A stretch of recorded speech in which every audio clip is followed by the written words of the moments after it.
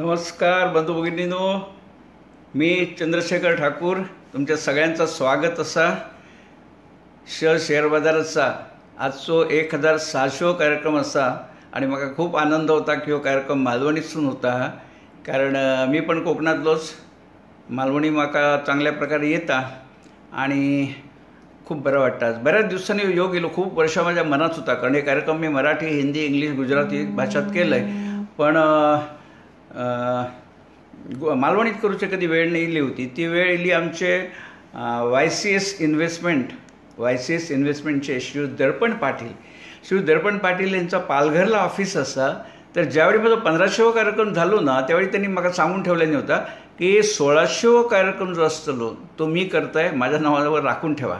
आणि त्याप्रमाणे त्यांनी सगळी व्यवस्था केली या कार्यक्रमाची. माका पण खूप आनंद झालो, कारण कसं असता की मालवणी आपली भाषा असता, त्यामुळे त्या भाषेतून कार्यक्रम करूची खूप इच्छा होती आणि लोकांचं प्रतिसाद पण खूप छान मिळालो.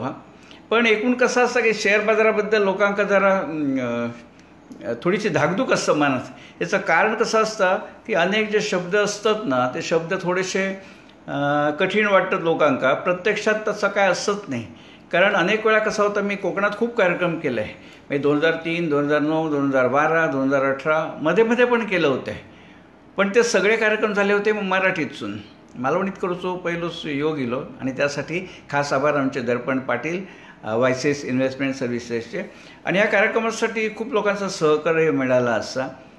आणि मुळात कसा होता की शेअर बाजार या विषयाबद्दल लोकांका जरा धाकधूक असतं मनात. ह्याचं कारण जे शब्द fundamental analysis, technical analysis, Sensex, Nifty, पण तसं सांगतो ना की या सगळा एकदम सोप्या असा.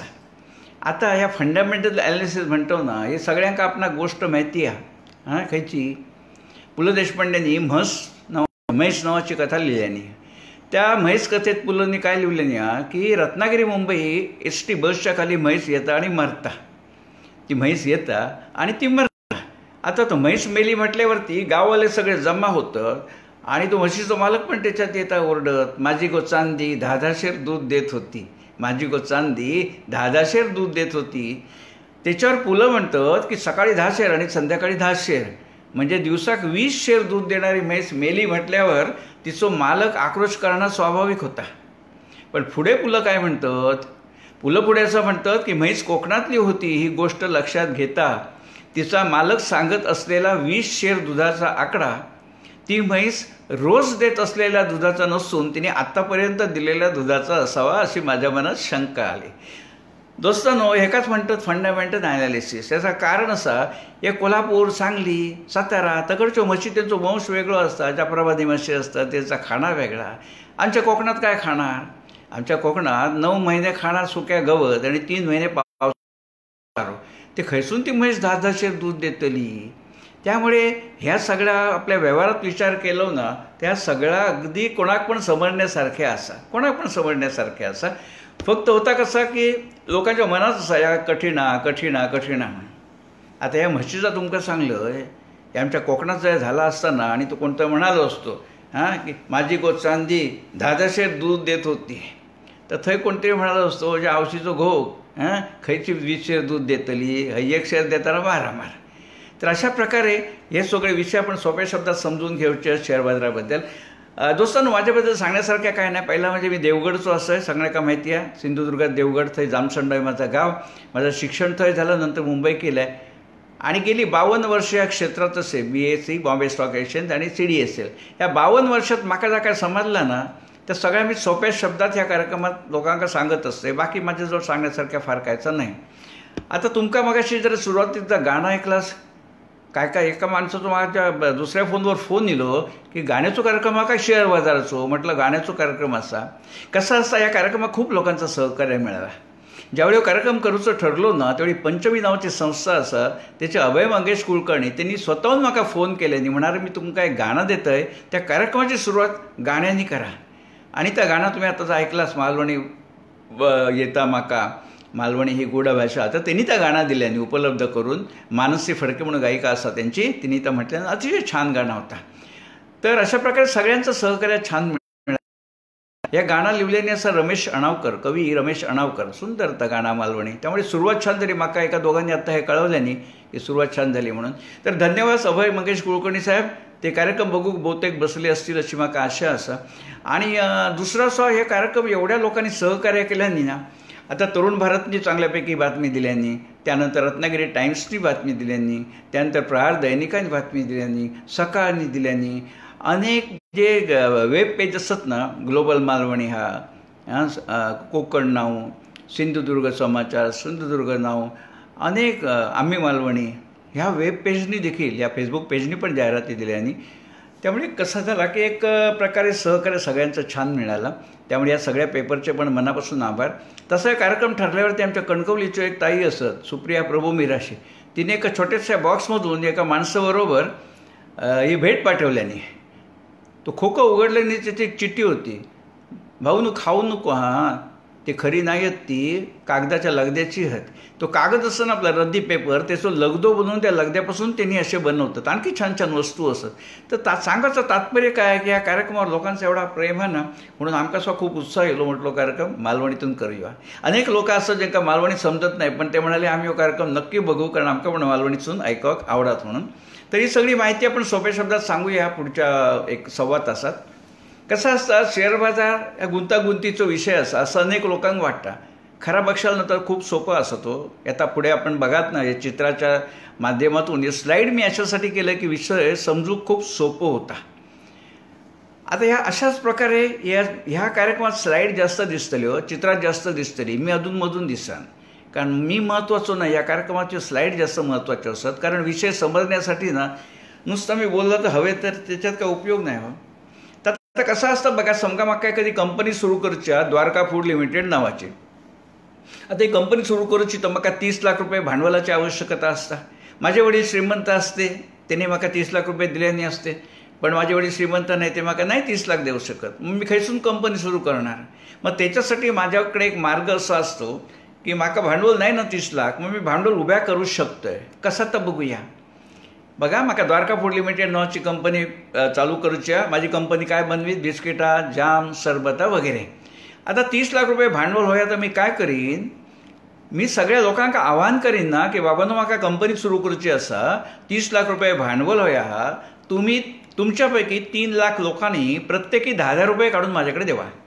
3 लाख लोकांनी 10,000 रुपये काढून माझ्याकडे देवा. मी 3 लाख लोकांनी 10 रुपये दिले प्रत्येकी, की 3 लाख गुणिले 10, 30 लाख रुपये मिळाले ना. आता या 3 लाख लोकांनी 10 रुपये भांडवलात घालूसाठी माझ्याकडे दिल्याने आहेत ना, त्या 10 रुपयावरती मी त्यांना 1 रुपया पण देणं लागत नाही. कारण असा की मी त्यांच्याकडनं कर्ज नाही घेत आहे, मी त्यांच्याकडनं फिक्स डिपॉझिट नाही घेत आहे. त्यांचा माझ्यावर विश्वास असा, त्यामुळे त्यांना माहिती आहे मी चांगलो धंदो करीन आणि त्याच्यातनं जो फायदा येतो त्यांना देईन, म्हणून विश्वासाने त्यांनी दिल्याने. म्हणजे आता कसा झाला बघा, 30 लाख रुपये भांडवल माका बिनव्याजाने मिळालं ना, बिनव्याजी मिळाला माका. ह्या इतक्या सगळ्या सोप्या. आता 3 लाख लोकांनी 10,000 रुपये भांडवलात गुंतवलेनी ना, म्हणजे त्यांच्या कंपनीत मालकी असा ना हो, मालकी असा. 3 लाख लोक 10 रुपयाचे मालक असत त्याच्यात, म्हणजे त्यांची मालकी किती हो, शेंगदाणा एवढी, पण मालकी असा. म्हणजे 3 लाख लोक असत ना, ते अंशतः मालक असत त्या कंपनीचे. ह्या व्यवस्थेत कंपनी म्हणतात. आणि ह्या 3 लाख लोकांनी जे 10,000 रुपये भांडवलात घातल्याने आहेत ना, ते एका शेअर बाजाराच्या भाषेत काय म्हणतात, ह्या 3 लाख लोकांच्याकडे 10 रुपये किमतीचो एक शेअर असा. शेअरचा अर्थ काय, भाग, हिस्सा, वाटा. इंग्रजीमध्ये शेअर्सचा अर्थ भाग.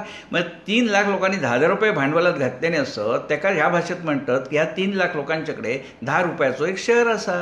आता समजा कोणी माका 60 रुपये दिल्यान, तर मी काय म्हणान, 60 रुपये दिल्यान त्यांनी, म्हणजे 6 शेअर त्याच्याकडे असं. 10 रुपयाचं एक शेअर, 60 रुपयाचे 6 शेअर. तर अशा प्रकारे ही सगळी व्यवस्था असतात. आता कसा झाला बघा, आता कसा झाला, 30 लाख रुपये भांडवल मिळाला, माझ्या कंपनीचं उत्पादन सुरू झालं. आता पहिल्या 2 वर्षात कल्पना करा की कंपनीत काय पण फायदो झालो नाही असं समजूया. कधी, पहिल्या 2 वर्षात. आता कारण तुमका माहिती आहे, खैचोय धंदो करूचो म्हटलो ना, तर पी हळद आणि हो गोरी असं नाही होत ना. पहिली 2, 3, 4 वर्षा सगळी स्ट्रगल चालू असता, लगेच काय नफो होत नाही. पण 3ऱ्या वर्षात हळूहळू कसा होता, लोकांका प्रॉडक्ट समजता, त्यांना आता आवडता. मग 3ऱ्या वर्षी लोकांनी भरपूर प्रमाणात खरेदी केल्याने या सरबता जाम बिस्कुटा आणि मग लोकांका ते आवडली, तेणे एकमेकांका सांगल्यानी. तर मग काय झालं, तिसऱ्या वर्षी कंपनीका चांगलो फायदो झालो असं आपण समजूया. उदय तरडळकर साहेब इलेत आपल्या कार्यक्रमामध्ये, मोठी असमी असा आर्थिक क्षेत्रामध्ये. उदयजी तुमचं स्वागत. तर तिसऱ्या वर्षी कसं झाला की कंपनीक 12 लाख रुपये फायदो झालो. आता ह्यो 12 लाख रुपये फायदो झालो ना, तो कोणाक देणार हो? 3 लाख लोकांका देणार, कारण त्यांनी भांडवलामध्ये घातल्यानी असं ना. विभा नेसरीकर ही बँक ऑफ इंडियाच्या त्यो कार्यक्रमामध्ये एखादो माणूस वारीक जाताना दरवर्षी नेवान, तसे माझ्या प्रत्येक कार्यक्रमात ते येतात. दुसरे आमचे माधव ठाकूर पण येले असतात, ते पण आपल्या देवगडाचेच होतं ना, जामसंड्याचे. वाशीमध्ये महाराष्ट्र साहित्य संस्कृती मंडळ त्याचे ते सेक्रेटरी असतात माधव ठाकूर. माधवराव तुमचं स्वागत असा. तर आता कसं झालं बघा, तिसऱ्या वर्षी कंपनीक फायदो झालो 12 लाख रुपये. आता ह्यो 12 लाख रुपये फायदो जर 3 लोकांच्यात विभागून देवचो म्हटलो ना, वाटून देवचो, तर प्रत्येकाच्या वाटणे किती फायदो येतलो? 12 लाख भागिले 3 लाख म्हणजे 4 रुपये ना. प्रत्येकाक 4 रुपये येणार आपल्या वाटणी त्याच्या. मग आता कसं झालं बघा, 10 रुपयाचो शेअर आणि 4 रुपये फायदो झालो. त्याका शेअर बाजाराच्या भाषेत म्हणतात की डिव्हिडंड दिल्याने. म्हणजे 10 रुपयाच्या एका शेअरवर 4 रुपये जो फायदो झालो ना, त्याका म्हणतात कंपनीन 4 रुपये डिव्हिडंड दिल्यान. कंपनीन 4 रुपये डिव्हिडंड दिल्यान असा. आता ह्या 4 रुपये डिव्हिडंड कसा मिळाला? 10 रुपयाचो शेअर आणि 4 रुपये डिव्हिडंड. म्हणजे टक्केवारी जर म्हणलाच ना तर किती होते रे बघा, 40% होत ना. 10 वर 4, 100 वर 40. मग ह्या वर्षी कंपनी काय म्हणत, आम्ही आमच्या शेअर होल्डरना, आता शेअर होल्डर म्हणजे कोण? हे 3 लाख लोक असत ना, की ह्या 3 लाख लोकांच्याकडे एक शेअर ना 10 रुपयाचो. मग 3 लाख लोकांका म्हणतात शेअर होल्डर, मराठीत म्हणतात भागधारक. ज्याच्याकडे शेअर राहतो शेअर होल्डर. तशा प्रकारे सगळी व्यवस्था असा. आमचे दुर्गाप्रसाद काजरेकर कणकवलीतून प्रोग्राम बघतात, ते पण शेअर दलाल असत. दुर्गाप्रसाद काजरेकर तुमचं स्वागत असा. तर कंपनी काय म्हणतात 40% डिव्हिडंड दिलं. आता पुढच्या वर्षी कंपनीक जास्त फायदो झालो तर जास्त डिव्हिडंड देते, कमी फायदो झालो तर कमी डिव्हिडंड देते. एखाद्या वर्षी फायदो झालो नाही तर डिव्हिडंड देऊचे सुद्धा नाही. आता आपण बघतो या कोरोनासारखी परिस्थिती येली, 4 महिने कंपनी बंद आहे, प्रोडक्शन नाही, विक्री नाही, खैसून फायदो होतलो, मग डिव्हिडंड नाही देणार. तात्पर्य असा की हा डिव्हिडंड असा ना, या डिव्हिडंड या फिक्स इन्कम नाही, या फिक्स डिपॉझिट सारख्या. कंपनीक फायदो होईल त्या प्रमाणात त्या डिव्हिडंड मिळणार. त्यामुळे आपण अशाच कंपनीचे शेअर घेतलो की जर आपणाक चांगल्या प्रकारची कंपनी आपलं धंदो करीत आमकां माहिती आहे त्याप्रमाणे देतलं. आता ह्या मागाशी सांगितलं की पहिली 2 वर्षा 3 वर्षा कंपनी काय फायदो होईल तसं नाही. म्हटलं एकदा मी देवगडात प्रोग्राम केलं होतं. आमची जी सेबी संस्था असताना आपण बोलू, तर सेबीन सांगितलं ठाकूरांनो तुमचं गाव देवगड, तर मी हे कार्यक्रम करत असतोय सगळ्या देशभर. तर माका म्हणाले तुमच्या गावात एक कार्यक्रम करूया म्हणून देवगडात त्या डायमंड हॉटेल ना त्याच्या बाजूक एक लग्नाचा हॉल होतं, हे कार्यक्रम केलं होतं. झाली त्या गोष्टी 4 वर्षा. तर कसा झाला, ते कार्यक्रम चालू असताना सगळे आमचेच गावलेच होते हो, मी पण त्याच गावचो. एक माहोल तो चांगलं होतं. तर झालं कसा, ह्या सगळ्या बघितल्याने म्हटलं 2-3 वर्ष पहिला काय कंपनीक फायदो होत नाही. तर प्रेक्षकात एक ताई बसले होते, ते माका म्हणतात कशो, तुम्ही सांगताच पहिले 2-3 वर्ष काय होत नाही. त्या म्हणतात त्या माझ्या नवऱ्याची बायकोमधली राधिका मसालेवाली, तिने म्हणता कसा 8 महिन्यात 300 कोटी रुपयाची कंपनी विकत घेतल्यानो, मग तुम्ही सांगताच तर काय होत नाही. तर मी त्यांना म्हटलं ताई, म्हटलं 8 महिन्यात 300 करोडची कंपनी विकत घेतल्याना, म्हटलं हे विषय माझ्या बुद्धीचो पलीकडचो असा. मी 52 वर्षा क्षेत्रात आहे, पण 8 महिन्यात 300 करोड फायदो केलेली कंपनी म्हटलं मी तरी अजून बघलं नाही. शेवटी सिरियल असा होती, सिरियल ती, हो ना. तर अशा प्रकारे दोस्तांनो, ह्या सगळ्या तुमका मी सोप्या शब्दात सांगले चित्राद्वारे, तेवढी काय नाही. पण अनेक वेळा कसा होता, होता असा की आपणाक वाटतं आमका समजावचं नाही म्हणून. आमका समजावचं नाही, कारण आम्ही एक वस्तुस्थिती अशी धरतो की ह्या सगळ्या म्हाका समजणार नाही. आणि वस्तुस्थिती अशी असता की आपणाक सगळा नंतर सोप्या असा. आता तुमका उदाहरण सांगतोय, आमच्या देवगडाच्या पासून जवळ ना एक तिरलोट म्हणून गाव आहे, तिरलोट. त्या तिरलोटमध्ये एक काकार होतं, तो वय झाल्या गोष्टी 7-8 वर्षा. तिरलोटमध्ये ह्या विभा नेसरीकर त्यांनी म्हाका कोकणी शिकवल्यानी होता, गोव्याचं कोकणी. यांची माझ्या एका ऑफिसमध्ये आम्ही काम करीत होतो. विभा नेसरीकर तुमचं स्वागत असा. तर आमच्या तिरलोटमध्ये एक ग्रहस्थ होतं, त्या गोष्टी 5-6 वर्ष झाली. त्यांचं वय होतं 92 वर्ष. तब्येत एकदम छान आहे. 92व्या वर्षी चष्म्याशिवाय वाचतात, हिंडतात फिरतात.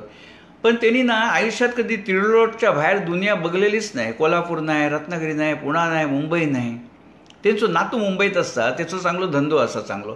तर एकदा काय झालं, त्या नातवाक असा वाटला की आजोबा आपले बिचारे गावात बसले, त्यांना एकदा मुंबई दाखवूया म्हणून नातू इलो तकडे तिरलोटमध्ये गाडी घेऊन इलो, आजोबांक गाडीत बसवलें आणि मुंबईत घेऊन इलो. म्हाका जेवढी कळला ते मुंबईत इले म्हणून, तर मी त्यांना सांगितलं, ते काय नातवाक म्हटलं, बाबा मी काकांक घेऊन जाते माझ्याकडे, मी रावते बोरिवलीत. तर म्हटलं मी काकांक घेऊन जाते 4 दिवस माझ्याकडे, पण तुम्ही घेऊन जावा आणि हाडून सोडा, म्हाका वेळ नाही. म्हटलं ठीक आहे, मुंबईत कोणाक वेळ असत नाही. तर एक दिवशी काय झालं, आम्ही दुपारचे फर्स्ट क्लासचं तिकीट काढलं, ते काका आणि मी. दुपारी गर्दी कमी असतात तुमका माहिती आहे. मग आम्ही बसलो होतो, काय झालं, समोर ट्रेनमध्ये समोरच्या बाकावर एक कॉलेजचं पोरगो बसलो होतो. तर त्याची ही पॅन्ट बघून ते काका सारखे त्या पोराच्या तोंडाकडे बघतात, त्याच्या पॅन्ट तिकडे बघतात, तोंडाकडे बघतात, पॅन्ट तिकडे बघतात. 1 तासाचा प्रवास ना हो, चर्चगेट बोरिवली. माझ्याबरोबर एक शब्द पण बोलले नाही. आणि घरी आम्ही रात्री गेलो आणि घरी गेल्यावरती मग जेवण खाणं झालं, सगळे आम्ही गप्पा मारत बसलो होतो. तर म्हाका सांगतात, शेखर तो दुपारी कॉलेजचं पोरगो बसलो होतो ना समोर ट्रेनमध्ये, म्हाका लय त्याची आठवण येता रे. आणि नुसती आठवण नाही, कुडाळून शीतल आरोसकर ताई, आमच्या शाळेचे विद्यार्थी असतात त्या देवगड हायस्कूलच्यो, शीतल आरोसकर, तुमचं स्वागत. त्यांनी सुद्धा खूप मेहनत केली, कुडाळमध्ये खूप पब्लिसिटी केली त्यांनी. तर झालं कसं, आमचे संगीता सावंत ते देखील आमच्या कोकणात होतात, फोंड्यात राहतात त्यो, आणि अतिशय चांगलं स्टेट बँकेत काम करीत होते. खूप लोकांक त्यांनी मदत केल्याने आपल्या चाकोरीच्या बाहेर जाऊन. या सगळ्यांच्याबद्दल बोलायचं ना, आणखी कार्यक्रम करूचो लागतलो, तर पुढे करूया नंतर. आणि सुप्रिया प्रभू मिराची त्यांची फळा तुमका आता दाखवलंय ना, तो पण आता कार्यक्रम इलेले असत, कागदाच्या लगद्यापासून सगळ्या छान छान बनवतात. तर कसं झाला, मगाशी तुमका म्हटलं, ते काका सारखे त्या पोराकडे बघतात, माझ्याकडे बघतात.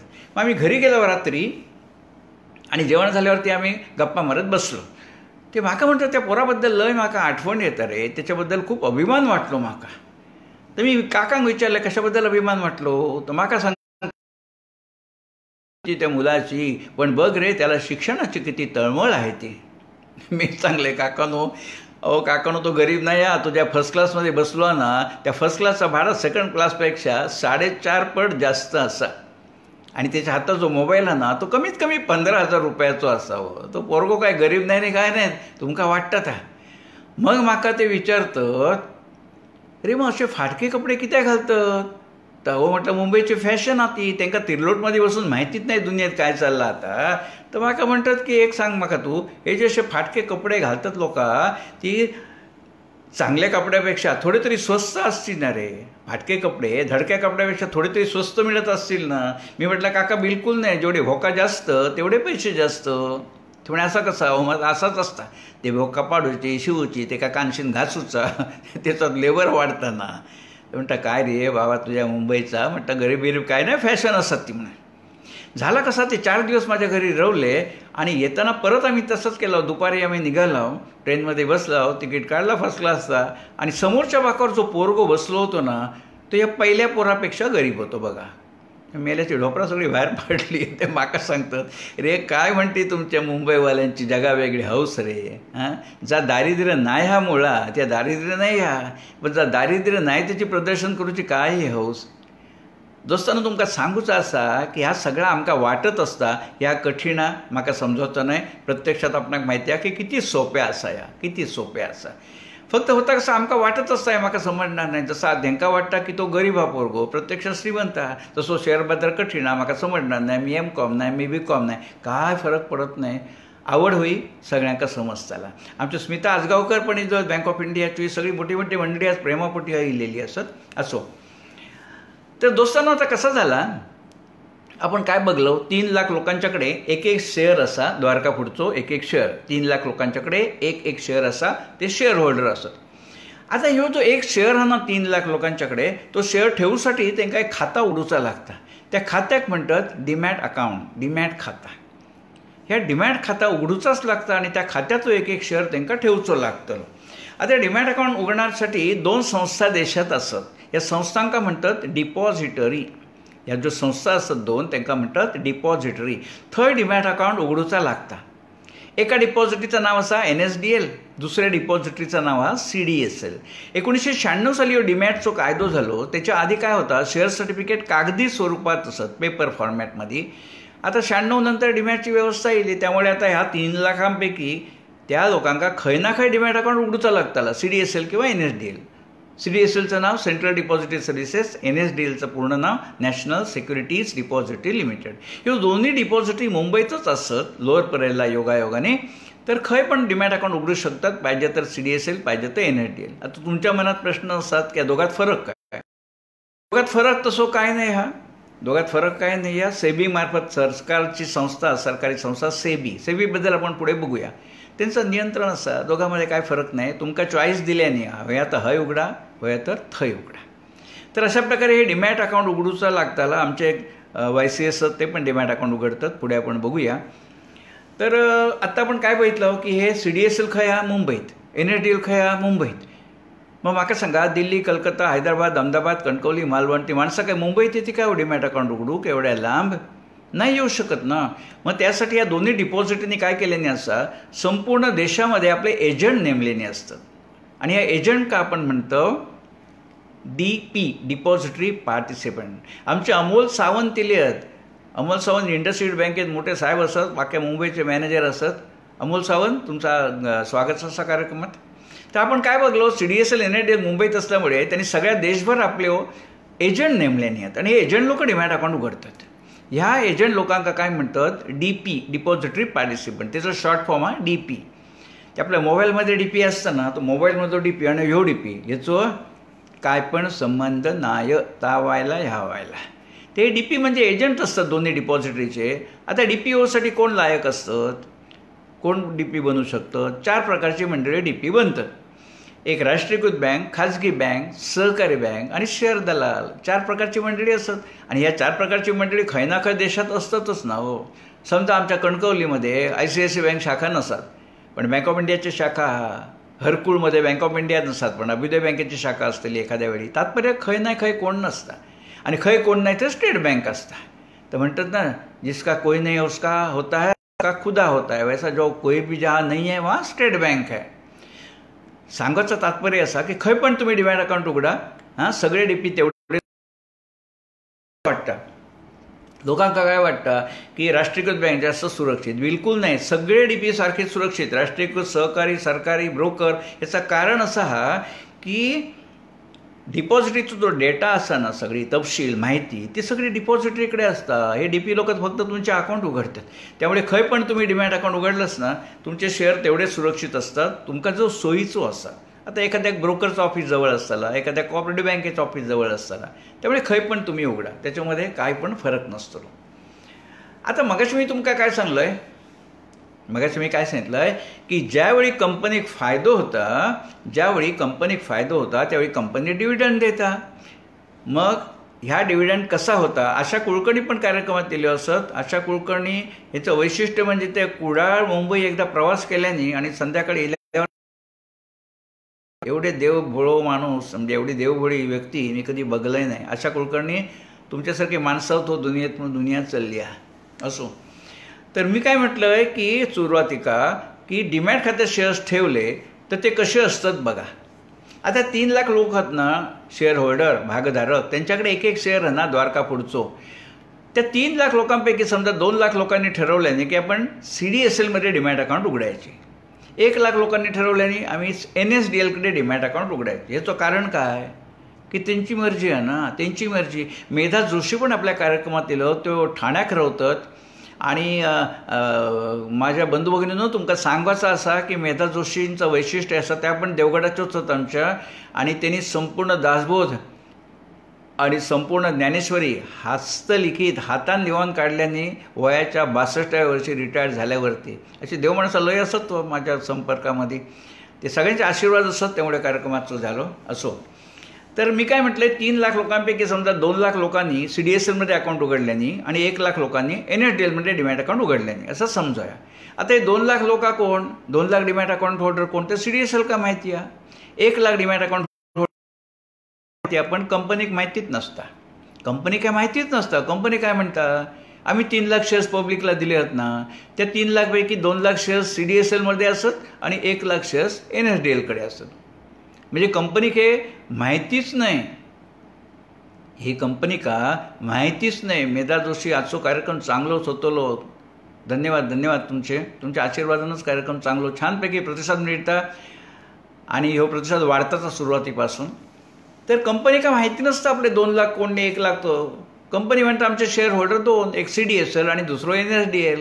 कंपनी म्हणतं CDSLकडे 2 लाख शेअर्स असत, NSDLकडे 1 लाख शेअर्स असत. मग म्हाका सांगा, जर असा असा तर मी तुमका सांगलंय की कंपनी का फायदो झालो की कंपनी शेअर होल्डरना डिव्हिडंड देतात. मग तुम्ही म्हणशाल की कंपनीकडे रेकॉर्डच नाही शेअर होल्डरचा, मग डिव्हिडंड कशी देत कंपनी? ते का उत्तर असं आपल्या पुढच्या स्लाईडमध्ये. जरी कंपनी काय माहिती नसतात तरी काय होता, ज्यावेळी कंपनी डिव्हिडंड द्यायचा ठरवताना त्यावेळी कंपनी काय करता की एक तारीख ठरवतात, ते का म्हणतात रेकॉर्ड डेट. ही रेकॉर्ड डेट समजा 23 जुलै 2019 असतली. दरवर्षी रेकॉर्ड डेट वेगळी असता. मग कंपनी काय करतात, डिव्हिडंड देण्यासाठी एक तारीख ठरवतात, ते का म्हणतात रेकॉर्ड डेट. आता 23 जुलैच्या दिवशी काय होता, कंपनी काय करता की रात्री 10:30 रेकॉर्ड डेटच्या दिवशी म्हणजे 23 जुलै का रात्री 10:30 वाजता कंपनी दोन्ही डिपॉझिटरीकडून एक तपशील मागून घेता. दोन्ही डिपॉझिटरी का सांगता रात्री 10:30 वाजता की आमका असो तपशील देवा की असे डीमॅट अकाउंट होल्डर ज्यांच्या डीमॅट खात्यामध्ये द्वारका फूड लिमिटेडचे शेअर्स असतात आणि किती शेअर्स असतात. रेखा सावंत सर, तुमचं स्वागत कार्यक्रमामध्ये. रेखाताई पण असे असतात, जेव्हा कार्यक्रम असतात तेवढे आवर्जून ऐकत असतात, प्रश्न पण विचारत असतात. आज तुमचे प्रश्न असतील ते तुम्ही कॉमेंट बॉक्समध्ये टाका, सवडीत मी त्याचं उत्तर देईन. कारण आज कसा होता, हे प्रश्नाची उत्तर देत राहिली तर कार्यक्रम 4 तास चालत, नंतर मी उत्तर देईन, पण तुम्ही टाकत चला. तर आता मी काय सांगले तुमका की ज्यावेळी कंपनी डिव्हिडंड देताना तरी रात्री 10:30 वाजता रेकॉर्ड डेटच्या दिवशी तपशील मागून घेता. कसलो तपशील की असे डीमॅट अकाउंट होल्डर ज्यांच्या डीमॅट खात्यामध्ये द्वारका फूडचे शेअर असतात आणि किती शेअर्स असतात. त्या डीमॅट अकाउंट होल्डरचं नाव काय, त्याचं बँक खयची, बँकेतला अकाउंट नंबर काय, IFSC कोड काय, ह्या सगळ्या तपशील मागून घेता. मग कंपनी काय करता, जेवढे शेअर्स समजा कोणाच्या करता 10 शेअर्स असत तर 10 शेअर गुणले ₹4 डिव्हिडंड, ₹40 त्या डीमॅट अकाउंट होल्डरच्या बँक खात्यामध्ये कंपनी जमा करता. तर अशा प्रकारे रात्री 10:30 वाजता किती आहे. आता तुमचा प्रश्न आहे, रात्री 10:30 वाजता किती आहे. काही बँका संध्याकाळी 4 वाजता बंद होतात, काही बँका संध्याकाळी 7 वाजता बंद होतात, बँका 8 वाजता बंद होतात. दोन्ही डिपॉझिटरी CDSL NSDL रात्री 10:30 वाजता बंद होतात. त्यामुळे रात्री 10:30 वाजता ज्याच्या डीमॅट अकाउंटमध्ये शेअर्स असतील ते का डिव्हिडंड मिळणार. ज्याच्या हाती ससा तो पारधी, ज्याच्या डीमॅट खात्यामध्ये शेअर्स ते का मिळतला. तर अशा प्रकारे सगळी व्यवस्था असतात. त्यामुळे डिव्हिडंड CDSL का मिळत नाही, डिव्हिडंड NSDL का मिळत नाही, डिव्हिडंड मिळतात त्या ह्या शेअर होल्डर्सना मिळतात, कारण ते खरे शेअर होल्डर ते कंपनीचे मालक असतात.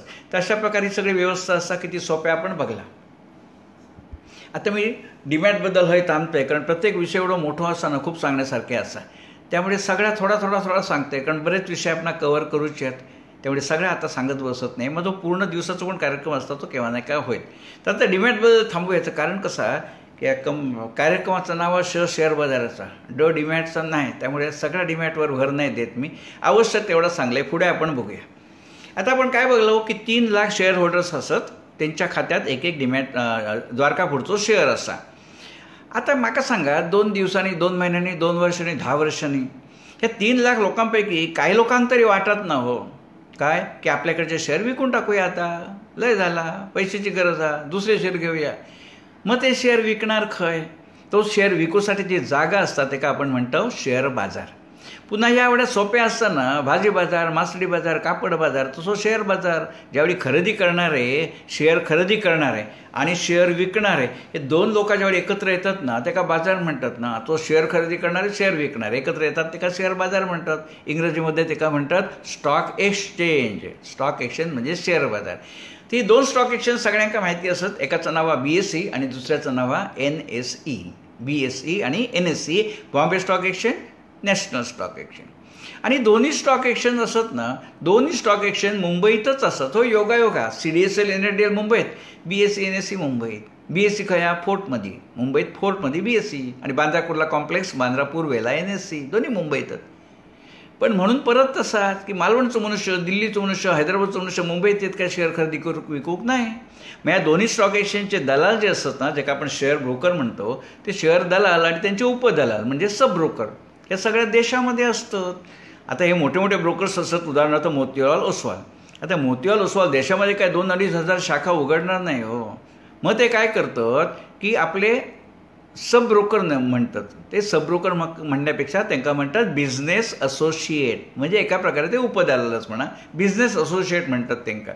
जसे आता आमचे YCS इन्व्हेस्टमेंट सर्व्हिसेस पालघरचे ते बिझनेस असोसिएट असत. मोतीलाल ओसवाल मोठं ब्रोकर आहात मुंबईत हा, पण त्यांचे असे बिझनेस असोसिएट YCS सारखे देशभर असतात ना, त्यांच्यामार्फत व्यवहार होत असतात.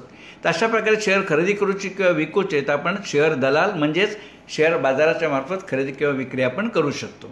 आता अनेक लोकांना वाटतं की शेअर बाजार पूर्वी आपल्याकडे म्हणत असत शेअर बाजार म्हणजे सट्टा बाजार, शेअर बाजार म्हणजे चोर बाजार, हा घोटाळ्यांचा आगर, असा काय नाही. हा गेल्या 92 नंतर खूप परिस्थिती सुधारली. आता शेअर बाजारावरती पूर्ण कंट्रोल असतात तर सेबी या संस्थेचा. सेबीचो फुल फॉर्म असा securities and exchange board of India. ह्यो सेबीचो कायदो हा ना तो 1992 साली स्थापन झाली. सेबीची ही शोभना गोखले मुलुंडहून कार्यक्रम बघतात. शोभना ते अतिशय उत्तम गायिका असत, अतिशय उत्तम गायिका, आणि मधुवंती दांडेकरांचे शिष्य असत त्यो, आणि त्यांचं पण दुसरीकडे कार्यक्रम असतो, पण थोडं वेळ काढून तो बसतो. शोभनाताई गोखले आपलं स्वागत आहे. तर बँकेचं कसं असतं, सगळ्या बँकांच्यावरती नियंत्रण कसं असतं रिझर्व्ह बँक ऑफ इंडियाचा, सगळ्या बँकांच्यावरती नियंत्रण रिझर्व्ह बँक ऑफ इंडियाचा. तसं ह्या सगळ्या शेअर बाजारावर नियंत्रण कोणाचं असतं सेबीचा. सेबीची स्थापना झाली 1992 साली, भारत सरकारची संस्था असते. या सेबीची सत्ता चालतात स्टॉक एक्सचेंज, त्यांचे ब्रोकर्स, दोन्ही डिपॉझिटे त्यांचे DP, आणि इन्व्हेस्टर तुम्ही आम्ही आणि कंपनी, या सगळ्यांच्यावरती सेबीचा पूर्ण कंट्रोल असतो. आणि सेबीने अनेक चांगल्या गोष्टी सेबीने आपल्यासाठी केलेल्या आहेत. छोट्या गुंतवणूकदारांसाठी खूप चांगल्या गोष्टी सेबीने केल्या आहेत. सेबीने शेअर बाजारात शिस्त आणल्या, सेबीने शेअर बाजारात पारदर्शकता आणल्या. त्यावेळी पूर्वीचे ते घोटाळ्याचा जमानो आता गेलो. तर अशा प्रकारे सेबीचा कंट्रोल असतात. या सेबीने जो अनेक चांगल्या गोष्टी केल्याने ना, त्याच्यात एक महत्त्वाची म्हणजे हे BSE असो, NSE असो, यांचे सगळे ब्रोकर्स बनण्यापूर्वी त्यांना सेबीकडून रजिस्ट्रेशन घेऊचं लागतं, सेबीमध्ये नोंदणी करूची लागता, सेबी त्यांना लायसन्स देता, आणि मगच ते शेअर दलाल म्हणून काम करू शकतात. त्यामुळे BSEचे सगळे हजारो ब्रोकर्स, नॅशनल स्टॉक एक्सचेंज NSEचे हजारो ब्रोकर्स, हे सगळे पहिले सेबीमध्ये रजिस्ट्रेशन झालेला, सेबीमध्ये नोंदणी झाली आहे ब्रोकर म्हणून, आणि म्हणूनच मग ते का या दोन्ही स्टॉक एक्सचेंजनी आपले दलाल म्हणून घेतलेलं. तो ह्यो नियम सेबीने केला की त्यांच्याकडे रजिस्ट्रेशन असल्याशिवाय कोणी व्यक्ती ब्रोकर म्हणून काम करू शकत नाही. आता ह्या जर सर्टिफिकेट तुम्ही बघताच ना, ह्या A4 साईजचा असा, पण सेबीचो नियम असं असता की हा A4 साईजचा सर्टिफिकेट प्रत्येक ब्रोकरच्या ऑफिसमध्ये ठळकपणे असा एनलार्ज करून, म्हणजे 2 foot by 2 foot, 3 foot by 3 फूट एवढ्या मोठ्या कागदावर ते प्रिंट करून लॅमिनेट करून ऑफिसमध्ये लावूचा. याचं कारण असा, कोणी व्यक्ती जर गेली ब्रोकरच्या ऑफिसमध्ये तर बघता क्षणी ते का कळा की ह्यो ब्रोकर सेबी रजिस्टर्ड असा, ह्यो सेबीचो नियम आहे. आता तुम्ही म्हणशाल की प्रत्येक ब्रोकरच्या ऑफिसमध्ये जाऊ काम का खंय वेळ, हरकत नाही.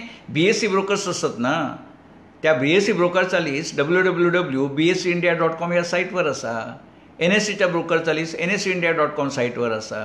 दोघांचा एकत्र जर पाहिजे असा तर सेबीची साईट आहे sebi.gov.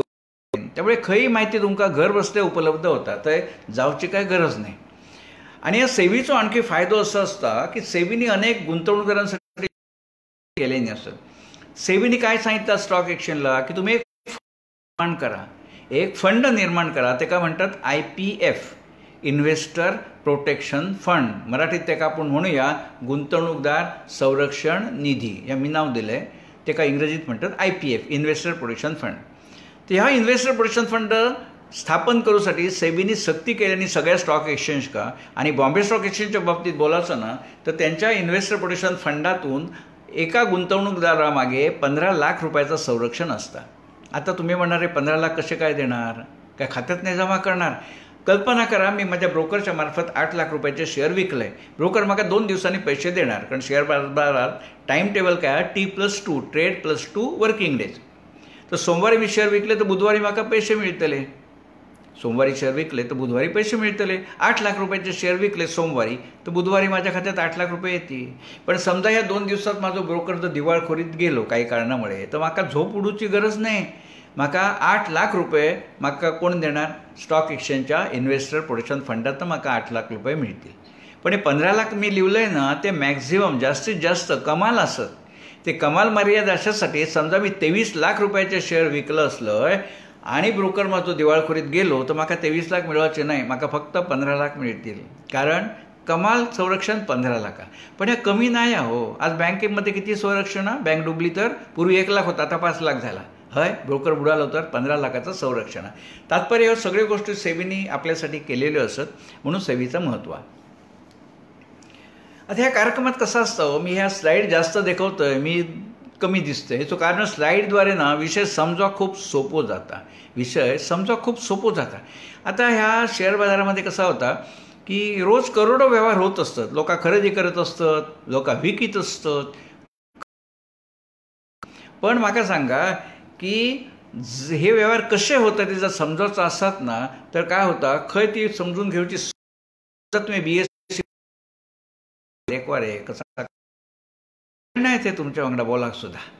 मग हे व्यवहार कसे होतात, करोडो व्यवहार खरेदीचे विक्रीचे, त्या एका स्लाईडद्वारे सोप्या शब्दात आपण बघूया. आणि दुसरी गोष्ट कशी असता, ह्याचं समजा तुम्ही एका IT इंजिनियरला विचारलं, ते कसा होता. या IT वाल्यांचं एक वैशिष्ट्य असं असतं, मी टीका नाही करत, अनुभव सांगते. हे IT वाले असतात ना, ते आमका सामान्य माणसाक समजा तशा सोप्या भाषेत कधी बोलतच नाही. त्यांना तर विचारला असे व्यवहार कसे होतात, मग तो सांगतलो की या BScमध्ये एक मोठं सर्व्हर असता, त्याची 25 GB काय रॅम असता, 100 GB रॉम असता. त्या रॅम ते रॉम आमका काय त्याच्यामध्ये कळूचा सांगा. मी असा सांगला की माणूस म्हणता बाबा भीक नको पण कुत्रावं. मी हे असं सांगत बसत नाही, आमका रॅम रॉमचे संबंध नाही हो. मी काय सांगतं की तुमच्या घरी लॅपटॉप असा ना, तुमच्या घरी लॅपटॉप हा तो जो काम करता तसे 50,000 लॅपटॉप असत, ते एकत्र काम करतले तसं एक मोठं कॉम्प्युटर असा BScकडे. विशेष संपलो. ते व्यवहार कसे होतात आपण सोप्या शब्दात बघूया. आता मी काय हे BScचे NSEचे ब्रोकर्स असतात ना, त्यांचे कॉम्प्युटर 365 दिवस 24 तास स्टॉक एक्सचेंज BSc असो NSE असो त्यांच्याशी जोडलेले असतात. आता मोतीलाल ओसवाल एक ब्रोकर हा, आनंद राठी दुसरं ब्रोकर हा. आता शेअर खरेदीचे विक्रीचे व्यवहार कसे होतात बघूया. अशोक हा एक इन्व्हेस्टर असा. अशोक 50 शेअर्स विकूचे आहेत, खायचे द्वारकापूर उदाहरणार्थ. आता 50 शेअर्स विकूचे आहेत, अशोक काय करणार, डायरेक्ट BScमध्ये जाऊ शकत नाही. मग अशोक त्याचा ब्रोकर हा मोतीलाल ओसवाल. म्हणजे अशोक जर पालघरात राहत असा तर तो YCSकडे जात. YCS बिझनेस असोसिएट मोतीलाल ओसवालचो. मी तात्पर्य मोतीलाल ओसवालकडे जाऊन ऑर्डर म्हाका 50 शेअर द्वारकापूरचे विकूचे. आता मोतीलाल ओसवाल ब्रोकर तो काय करणार, आपल्या कॉम्प्युटर तो डेटा BSc सर्व्हरला जाता. आता मार्केटमध्ये शेअर विकणाऱ्यात विकत घेणाऱ्या देखील असत ना. आता मार्केटमध्ये समजा अनिल त्याका 30 शेअर खरेदी करूचे, हे माका 20 शेअर खरेदी करूचे असत. आनंद राठी मग ते काय करतात, आनंद राठीकडे जाऊन सांगतात. माका तुमच्या सगळ्या प्रेक्षकांक एक विनंती असा, ह्यो कार्यक्रम तुमका आवडता बघताच तुम्ही बघता खाली तो शेअर म्हणून बटन आहे ना, शेअर त्याच्यावर जरा बोट दाबलाच ना तर तुमच्या टाईमलाईनवर तो दिसा, आणखी पण तुमचे मित्रमंडळी बघू शकते. फक्त शेअर करा, किती लागते, 2 सेकंद लागते. शेअरवर बटन दाबलास की तुमच्या ह्याच्यावरता दिसतला, म्हणजे तुमचे जे कोण फ्रेंड असतात फेसबुकवर ते पण बघतील. हेतू ह्या की मी बोलणार तेवढंच, पण जास्तीत जास्त लोकांपर्यंत पोचाक होईत म्हणून तुम्ही त्या शेअर केलास तर बरा होईल. असो, तर मी काय सांगलं, ऑर्डर प्लेस केल्याने ती BScच्या सर्व्हरला गेली. आनंद राठेंनी पण ऑर्डर प्लेस केल्याने 30 शेअर खरेदी करूचत, 20 शेअर खरेदी करूचत. तो पण ट्रान्झॅक्शन BSc सर्व्हरला गेलो. आता बघा BSc सर्व्हरमध्ये किती ट्रान्झॅक्शन्स गेले, 3. मोतीलाल ओसवाल 50 शेअर आणि आनंद राठी 30 शेअर आणि 20 शेअर खरेदी करू ठरवला. मग BSc सर्व्हर काय करता, 50च्या समोर 30 आणि 20 मॅच करता, म्हणजे व्यवहार झालो, ते काय म्हणतात ट्रेड झालो. तर अशा प्रकारे हे व्यवहार सगळे होत असतात. हे आम्ही सोप्या शब्दात सांगले तुमका. पण आता एक थोडा पुढे जाऊया. समजा जर अशोकनी मोतीलाल ओसवालाक सांगल्यान की म्हाका शेअर विकूचे आहेत, पण बाबा रे एका शेअर मागे म्हाका 145 रुपये भाव मेळोक हयो. आता घेणाऱ्यान पण त्याच्या ब्रोकरला सांगू शकता तो की म्हाका शेअर खरेदी करूचे आहेत, पण 140 रुपयाक मिळाले तरच खरेदी करूचे आहेत. म्हणजे दोन्ही इन्व्हेस्टरनी आपापल्या ब्रोकराक काय केल्याने एक लिमिट सांगल्याने, मर्यादा सांगितल्याने, अट सांगितल्याने, म्हाका 145 भाव मेळोक हयो तरच म्हाका विकूचे आहेत. खरेदी करण्याने सांगल्यात म्हाका 140 मिळाले तरच बघ, नाही तर म्हाका नको म्हणून. आता हेकाच काय म्हणतात, लिमिट ऑर्डर देणे. ब्रोकरला लिमिट ऑर्डर देणे. लिमिट म्हणजे मर्यादा. माझी मर्यादा काय 145, त्याची मर्यादा काय 140. असं तुम्ही सांगू शकतो ब्रोकर का, कारण कसं असतं शेअर तुमचे आहेत ना, तुमच्या मालकीचे. तुम्ही सांगू शकतास का म्हाका ह्या भावाने ते विकूचे ह्या भावान खरेदी करूचे. जसं टॉमॅटो विकणारो भैयाजी काय सांगता 40 रुपये किलो, तिचो माल हा ना, तो 40 का 140 पण सांगा, तुमचा पटला तर घ्यावा ना तर घेऊ नको, तसा हा या. तर अशा प्रकारे लिमिट ऑर्डर दिल्यावर कसा होता बघा, विकणारो म्हणता म्हाका 145 भाव मेळोक होयो आणि घेणारो म्हणता म्हाका 140 वर एक पैसो देवचो नाही. तर कसा होता मग ह्यो व्यवहार होणार नाही ना हो, दोघांच्या अटी जमत नाही. पण काय काय इन्व्हेस्टर काय सांगतात, मी परत एकदा सगळ्यांका आवाहन करत आहे की तुमच्या मोबाईलवरती शेअर ऑप्शन शेअर त्याच्यावरती शेअर करा, म्हणजे खूप लोक बघतात आता, आणखी लोक पण त्याचा फायदा घेऊ शकतील. तर काही वेळा कसं असतं, इन्व्हेस्टर सांगता ब्रोकरला की बाबा रे माझी काय म्हणणं नाही, माझी काय अट नाही, मार्केटमध्ये जो काय भाव चालता ना आता त्या भावान तू विक. ते का म्हणतात मार्केट ऑर्डर. म्हणजे आता कसं झालं बघा की तुम्ही लिमिट ऑर्डर पण देऊ शकता ब्रोकरला किंवा मार्केट ऑर्डर देऊ शकता. लिमिट ऑर्डर दिला तर काय होईल, व्यवहार होणार नाही. मग काय करू का अशा प्रसंगी, सेलरनी 5 रुपये खाली येऊ खोयो, नाही तर बायरनी 5 रुपये वर जाऊ खोया, तरच तर होणार. तर अशा प्रकारे करोडो व्यवहार रोज होत असतात. अशा प्रकारे करोडो व्यवहार रोज होत असतात BSE वरती. आणि ते काय म्हणतात ट्रेड झाले म्हणून, ट्रेड झाले. तर काही लोक लिमिट ऑर्डर देतात, काही लोक मार्केट ऑर्डर देतात. ती आपली मर्जी असतात. ब्रोकर काय तुमच्यावरती सक्ती करणार नाही, तुमका जा होया तर तुम्ही करू शकता. तर अशा प्रकारे BSE NSE वरती रोज साधारणपणे 12 कोटीच्या आसपास व्यवहार होतात. म्हणजे खरेदी करणारे विकणारे मिळून 12 कोटी व्यवहार होत असतात. एवढा मोठं शेअर बाजार चालत असतात. कारण त्याच्यात आता पारदर्शकता पहिल्यासारख्या राहिला नाही होता. दिवस खूप बदलले. पहिल्यांदा कसं होतं, शेअर होते, मग आता लिटर झाले, म्हणजे किलो झाले. तसं आता हळूहळू एक नियम बदलत राहिले, नवीन नियम निर्माण झाले. त्यामुळे आता खूप शेअर बाजारामध्ये एक पारदर्शकता येईल. तर असे व्यवहार होत असतात. रोज साधारण 12 कोटीच्या आसपास व्यवहार होतात. आणि हे समजा खूप सोपे आहो म्हणून मी चित्र का बनवतं आहे की विषय समजा खूप सोपं जातं. अरे मध्यंतरी आम्ही 2003 साली कणकवलीत पहिल्यांदा प्रोग्राम केलं होतं शेअर बाजाराचं. आमचे संदेश पारकर त्यांनी ती व्यवस्था त्यावेळी केली नव्हती, की ती 17 वर्ष झाली. त्यावेळी योगायोग असं झालं की त्यावेळी ना तुमका सांगतो, तो पहिलो कार्यक्रम होतो कोकणामध्ये. तोपर्यंत कोकणात शेअर बाजाराची माहिती सांगू कोणीही गेलेला नव्हता. पहिलो मी गेलो होते CDSL म्हणून जी डिमॅट करणारी संस्था आता आपण बघलो, त्याच्यामार्फत तो प्रोग्राम केला होता. बिजली नगरला ते आनंद म्हणूनचं काहीतरी हॉटेल आहे, ते मी केलं होते. तर त्या ठिकाणी संदेश पारकरांनी सगळी व्यवस्था केली नव्हती. आणि योगायोग असो की त्या कार्यक्रमामध्ये आमचे नटसम्राट, मालवणी नटसम्राट मच्छिंद्र कांबडी हजर होते त्या कार्यक्रमासाठी. आता त्या कार्यक्रमासाठी हजर होते म्हणजे कसं झाला की त्यांचं नाटकाचं दौरो चालू होतो आणि त्याचवेळी माझं शेअर बाजाराचं दौरो चालू होतो भाषणांचं. आणि आम्ही दोघे उतरला होतो कणकवलीत, हॉटेल नीलम कंट्री साईड थंय उतरला होतो दोघे. ते एकदा जेवणाच्या वेळी माझं लक्ष गेलं, अरे म्हटलं हे, आणि बाहेर बोर्ड लागले होते ना नाटकांचे. आणि योगायोग असो की कणकवलीत ज्या दिवशी माझं संध्याकाळी 4ला कार्यक्रम होतो त्याच दिवशी रात्री 8 वाजता त्यांचा नाटक होता थंय. तर मी त्यांना दुपारी जेवक थंय बसलो होतं. तर म्हटलं दादा मी चंद्रशेखर ठाकूर, संध्याकाळी म्हटलं आमचा कार्यक्रम आहे, तुम्ही कार्यक्रमाला आलात तर बरं होईल, कारण 4 ते 7 मध्ये वेळ होता ना. तर म्हटलं तुम्ही आमच्या कार्यक्रमाला आलात तर म्हटलं बरं होईल. तर मला विचारले कसला कार्यक्रम, तर म्हटलं शेअर बाजाराची माहिती सांगायचा कार्यक्रम. कसं असतं, एक सेलिब्रिटी आले की कार्यक्रमाची शोभा वाढते ना. तर म्हटलं शेअर बाजाराची माहिती सांगायचा कार्यक्रम आहे, तुम्ही आलात तर बरं वाटेल. तर त्या काळी 17 वर्षापूर्वी ना शेअर बाजार अतिशय अस्पृश्य होता. मी लोकांना सट्टा जुगार असंच समजत होते, त्यामुळे शेअर बाजारात मान्यता नव्हती त्यावेळी. तर मी त्यांना सांगितलं आहे की संध्याकाळी जेव्हा शेअर बाजाराची माहिती द्यायचो कार्यक्रम तर थोडी त्यांच्या चेहऱ्यावर नाराजी दिसली, कारण तो काय प्रतिष्ठेचा कार्यक्रम समजलो जात नाही होतो तेव्हा. म्हणून आम्ही आता काय नाही, आता कोकणामध्ये भरपूर संख्येने लोक शेअर बाजारामध्ये गुंतवणूक करत असतात. तर त्यांना मी सांगले ज्यावेळी की संध्याकाळी कार्यक्रम या म्हणून, तर 4-5 माणसं होती. तर त्यांच्याकडे बघून म्हणतात कसे, मी म्हटले ना शेअर बाजाराचा कार्यक्रम आहे, तर ते त्यांच्या बरोबरच्या माणसाकडे बघून म्हणतात माय झयानू तुमचे शेअर आणि पावशेर हकडे कोणाक समजतले, हकडे आम्ही सगळे पावशेरवाले. त्यांना माहिती नव्हता की माका मालवणी येत होता. टाय बी लावलेलो होतो, कोट सूट. त्यांना वाटलं हो सुटाबुटात तो माणूस काय कणको एका मालवणी माहिती, पण त्यांना माहिती नाही मी देवगडातलो. तर ते असे म्हणाले ना, जे माय झयानू तुमचे शेअर आणि पावशेर हकडे कोणाक समजतले, हकडे सगळे पावशेरवाले असं म्हणाले त्यांच्या माणसाका. पण उद्देशून माका होता, आपणाक माहिती आहे कोकणात अशीच बोलतो आम्ही. तर ते असं म्हटल्यावरती मी त्यांना म्हटलं तात्या, त्यावेळी त्यांचं तर वस्त्रहरण नाटक चालू होतं ना, तर प्रेमाने लोक त्यांना तात्या म्हणायचे.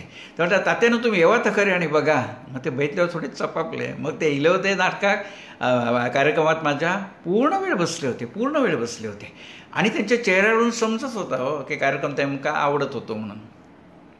कार्यक्रम झाल्यावरती माझं कसं असतं, प्रश्नोत्तरं असतात, कोणाला प्रश्न विचारायचे असतात. तर मी कार्यक्रम झाल्यावरती लोकांना सांगले, कोणा प्रश्न विचारायचे असतील तर विचारा. तर ह्या सांगता म्हणाला, मला 1 मिनिट थांबा ठाकूरानो. आणि तरा पायरीवर चढून स्टेजवरती गेले. माका कडकडून मिठी मारल्याने म्हणाले, ठाकूरानो सगळा चांगला सांगलास, आमका सगळ्यांका चांगला समजला, तुमचे लय आभार मानतो. माका माहीत नव्हतं एवढ्या सोप्या असतात. तर म्हणजे खूप चांगला असतात म्हणून मिठी मारून त्यांनी अगदी मनापासून ॲप्रिशिएशन केल्याने.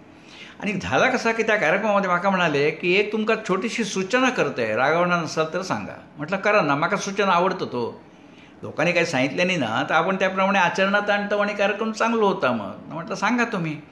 मग मी त्यांना मी त्या कार्यक्रमामध्ये मी एक आकडो सांगितलं होतं की किती रुपयाचे व्यवहार झाले. तर 35 कोटी असं मी त्या स्लाईडमध्ये लिहिलं होतं, तुम्ही बघताच अशा. तर माका म्हणाले तुमका एक सांगा की म्हणाले तुमका एक सूचना करतोय की कोटीचे आकडे लिहत जाऊ नको. वाचताना हार्ट अटॅक होतो संभव असता. नेले कोटीचे आकडे लिहत जाऊ नको, वाचताना हार्ट अटॅक होतो संभव असता. आणि तिथपासून तुमका सांगतोय ती सूचना मी एवढी अंमलात आणली नाही, माका आवडली ती. त्यानंतर कधीही मी असे 000 लिहत नाही. डोक्याचा गोविंदा होता, त्यामुळे 35 कोटी 17 लाख वगैरे असं मी लिहितोय. कारण ह्यो जो होतो ना, तर हे त्यांची जी सूचना होती ती माका लय आवडली. पण कसं झाला की त्यावेळी आमची ओळख झाली होती. 4 दिवस आम्ही एका ठिकाणी होतो ना. मनोहर वाठारकर उत्तम कवी आहेत, त्यांच्या छान कविता असतात. मनोहरजी तुमचं स्वागत, अतिशय छान कविता लिहितात. आणि मनोहरजींचं वैशिष्ट्य म्हणजे त्यांचं एकदा ऑपरेशन झालं, त्यावेळी ऑपरेशन चालू असतं, त्यांनी ऑपरेशन थिएटरमध्ये ऑपरेशन चालू असताना एक कविता रचली, लिहून नाही घेतली, त्यावेळी कसं लिहिणार. पण ती कविता त्यांनी रचली, लक्षात ठेवली आणि 4 दिवसांनी डिस्चार्ज झाला आणि घरी आल्यावरती त्यांनी ती लिहून काढली. मनोहर वाठारकर, खूप आम्हाला अभिमान वाटतो तुमचा. तर झालं कसं, त्याने मला सांगितलं नाही की कोटीची ऑपरेशन लिहत जाऊ नका, वाचताना हार्ट अटॅक होतो संभव असताना. तिथपासून मी माझी ती स्टाईल बदलली. पण काय झालं, ती आठवण एवढी चांगली राहिली ना. 4 दिवस आमच्या खूप गप्पा व्हायच्या, खूप मजा आली होती. तर माका म्हणाले तुम्ही मुंबई केलास ना की बायको घेऊन नाटक बघू केव्हा आणि माका भेटा, तुमका पास देते, तिकीट काढू नको. मग नंतर एकदा मुंबईत तिल्यावरती कसं झालं, रवींद्र नाट्य मंदिरला नाटक चाललं होता, पानगो इलो र इलो. तर त्या नाटकात मी आणि माझी बायको गेलो होतो, 2 जण. पहिलं अंक झालो. मी बायको विचारलं, म्हटलं आपण मच्छिंद्र कांबळीक भेटायला जाऊया काय. कारण कसं असता, मच्छिंद्र कांबळीसारखं सेलिब्रिटी तर तो माझ्या ओळखीचा असता, बायकोवर इम्प्रेशन मारू आणखी दुसरा काय व्हायला. म्हटलं आपण भेटायला जाऊया का. आम्ही दोघे गेलो. तर त्याने गेल्या ओळखलं नाही. माका शेअर बाजारवाले बोला, बसा चहा पीत होतं, चालू होता. तर माका म्हणाले की बरा वाटला तुम्ही इलास म्हणून, तिकीट किती काढलास माका सांगायचं ना. मग म्हटलं नको, धंदो ना तुमचं, तो किती लोकांना पास देतालच तुम्ही. तर मग मी ते माझ्या बायकोची ओळख करून, बायको नाटक घेऊन बायको त्यांनी माझ्या बायकोकडे चेहऱ्याकडे एक 2-5 सेकंद इतक्या निरागस नजरेने बघल्यानी आणि माका विचारतो, ते कणकवलीत तुमच्या वांगड्या होत्या तो बाई कोण. माझ्या पायाखालची जमीन सरकली हो. कणकवलीत माझ्या वांगडा कोणी नव्हता. पण त्यांनी इतक्या निरागसपणे विचारलं नाही, कणकवलीत तुमच्या वांगडा होते तो बाई कोण. काय उत्तर देणार. माका अनपेक्षितपणे प्रश्न विचारले नाही. आणि खरोखर कणकवलीत माझ्याबरोबर कोणीच नव्हता. पण शेवटी नट ना तो, इतक्या अभिनयतेचं हे होतो ना की कोण म्हणणार नाही की माणूस थट्टा करता म्हणून. मग काय, खाली इलो, बसलो. बायको माझ्याकडे बघू तयार नाही, बोलायचं तर दूर. काय सांगणार मी त्या आयत्या वेळी. असं काय ते कल्पना ना, असं काय ते थट्टा करतील ती. मग पुढचं 2रा अंक, 3रा अंक गेलो, भावान सगळं चुलीत गेलो. मग घरी गेल्यावरती तुमका आता काय सांगू रामायण. अगो म्हटलं त्यांनी थट्टा केला नाही, पण त्यांचं चेहरा एवढं निरागस आणि अभिनवता ना, तो कोण म्हणणार नाही थट्टा करतो. आणि तो जो गैरसमज होतो, ते म्हणाले ना कणकवलीत तुमच्या वांगडा होते तो बाई कोण. तो गैरसमज दूर होण्यासाठी माका तब्बल 7 वर्ष लागली. 7. ह्यो प्रसंग 2003 सालचो. ह्यो प्रसंग जो घडलो तो 2003 सालचो होतो. आणि 2010 साली कसं झाला, माझे 500 प्रोग्राम झाले, 500. त्याचं 2010 साली कार्यक्रम होतो दादरला. त्यावेळी आकाशवाणीचे राजेंद्र पाटणकर ते प्रमुख पाहुणे होते. प्रपंच मालिका होती ना, त्याच्यात ते टेकाडे भाऊजी, ते राजेंद्र पाटणकर ते प्रमुख पाहुणे होते. अलका वाठारकर कार्यक्रमाक केल्यो आसत. अलका वाठारकर ह्यो फेस्कॉम ज्येष्ठ नागरिक संघाची पदाधिकारी असतात. त्यो खूप चांगला काम आहे त्यांचा. आणि ज्येष्ठ नागरिक संघ बोरिवलीमध्ये सगळे कार्यक्रम आणि त्यांचं वैशिष्ट्य म्हणजे असं सध्या लॉकडाऊनमध्ये कार्यक्रम होत नाही त्यावेळी त्यांनी पद्धत सुरू केल्याने की ऑनलाईन करूचा लोकांकडनं व्हिडिओ मागवतात, कविता असतील, किस्से असतील, गाणी असतील आणि ते शनिवारी करतात. म्हणजे शो मस्ट गो ऑन. अलकाताई, तुमचं स्वागत कार्यक्रमामध्ये. तर झाला कसा की त्या 2010 का जो कार्यक्रम झालो त्यावेळी राजेंद्र पाटणकर देत होते आकाशवाणीचे. तर त्यावेळी माझी बायको, त्यांची बायको सगळे इले होती. तर गप्पांच्या ओघामध्ये राजेंद्र पाटणकरांनी सांगितलं नाही माझ्या बायको का की असं असं त्यांच्या बाबतीत पण झालं होतं. मच्छिंद्र कांबळेंनी त्यांना पण असंच विचारलेलं होता. मग माझी बायको म्हणाली पाटणकरांका, हो आमच्याकडे पण असंच झालं, आम्ही गेलो होतो, त्यांनी असं विचारलं. तेव्हा मग राजेंद्र पाटणकर माझ्या बायकोला म्हणाले, वहिनी अजिबात टेन्शन घ्यायचं नाही, हा प्रयोग मच्छिंद्र कांबळेंनी अनेक लोकांच्यावरती केला आणि त्यांच्या संसारात काडी लावून दिली आहे. म्हणाले टेन्शन घेऊ नका. तेव्हा कुठे आमच्या घरी खात्री पटली. 7 वर्ष कशी गेली असतील तुम्ही कल्पना करू शकता. आणि खरोखरच सांगतो, कणकवलीत मी एकटा असतो, माझ्याबरोबर कोणी असत नाही. मी 1599 वाजता 1600 कार्यक्रम आहे. माझ्या कार्यक्रमात माझ्याबरोबर फक्त ड्रायव्हर असतो, तो सुद्धा माझ्याबरोबर नसतो, गाडीत झोपलेला असतो. त्या विचाराला हक्काची वेळ असते ती विश्रांती घ्यायची. त्यामुळे सगळ्या ठिकाणी मी एकटा असतो. त्याच्यामुळे प्रत्येक कार्यक्रमात आमच्या मच्छिंद्र कांबळेंची अगदी आवर्जून आठवण येते. उमदे माणूस होते. ठीक आहे. तर आता आपण काय बघितलं की व्यवहार कसे होतात बघितले, मी परत सांगत नाही. हे असे व्यवहार झाले ना, ट्रेड झाला की हे दोन्ही ब्रोकर काय करतात, आपापल्या गिरायकाक, आपल्या क्लायंटका एक बिल देतात आणि ह्या बिलाक म्हणतात शेअर बाजाराच्या भाषेत कॉन्ट्रॅक्ट नोट. कॉन्ट्रॅक्ट नोट असं म्हणतात. ह्या कॉन्ट्रॅक्ट नोटमध्ये काय लिहिलेलं असतं बघा, किती शेअर विकले, खयच्या कंपनीचे शेअर विकले, काय भावाने विकले, दलाली किती. दलाली 2.5% असतात, कोणी ब्रोकर 2.5%च्यावर घेत नाही. टॅक्स किती आहे, सध्या GST असता 18%. दोस्तांनो, GST 18% ब्रोकरेजवर असतं, किमतीवर नाही. ब्रोकरेज जी दलाली लागतात त्याच्यावर 18% मिळणार. हे सगळं तपशील कॉन्ट्रॅक्ट नोट म्हणजे बिलात लिहिलेलं असतं. आणि ह्या बिल ब्रोकर आपणाका ईमेलनी पाठवता 24 तासाच्या आत. 24 तासाच्या आत ईमेलनी पाठवता. आणि दुसरं आपल्याकडे SMS पण पाठवतं स्टॉक एक्सचेंजवाले. म्हणजे ज्या स्टॉक एक्सचेंजवर व्यवहार झालो त्या स्टॉक एक्सचेंज आपणाका SMS पडवतं 12 तासाच्या आत.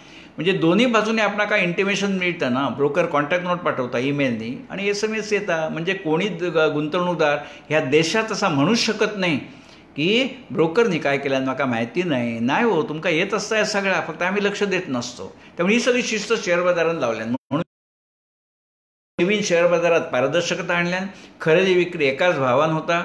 आणि जो चेक आपण देतो ना ब्रोकरला, तो ब्रोकरच्या नावाने देवचो. अनेक लोक त्या ब्रोकरच्या ऑफिसमध्ये काम करणाऱ्या माणसाच्या नावाने चेक देतात. तर चुकीचा असा ना, असं करता नाही. ब्रोकरशी व्यवहार, ब्रोकरच्या नावाने चेक द्या, क्रॉस द्या, अकाउंट पे द्या, एवढी काळजी आपण घेऊ खोई. तर अशा प्रकारे मग काय काय लोक मग विचारतात, आता तुम्ही असे समोर नाहीच म्हणून पब्लिक प्रोग्राममध्ये भरपूर प्रश्न असतात. तो 2-2 अडीच तास कार्यक्रम चालतात. कारण शेवटचा प्रश्न घेतल्याशिवाय मी कधी जायत नाही. मी लोकांना सांगतोय शेवटचा प्रश्न घेतल्यावर मी हसून जाणार म्हणून.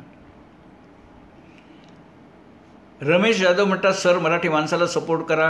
रमेश जाधव, तुमचं अगदी योग्य आहे. माझ्या कार्यक्रमाच्या शेवटी मोबाईल नंबर असेल, कोणी माझ्याशी कधी मुक्तपणे संपर्क साधू शकतो. तुम्ही पण संपर्क साधू शकता. तर लोक असं माका विचारतात, एवढा तुम्ही रामायण सगळं सांगताच, मग हे असे पेपरात बातम्या होत होते की त्या 2 वर्षापूर्वी कुडाळमध्ये असं झालं होता की कोणीतरी धंदो चालू केल्यान की 60% व्याज देऊन. म्हणजे कसा 2 लाख रुपये ह्या महात्म्याकडे ठेवायचे आणि तो दर महिन्याक 10,000 रुपये देणार.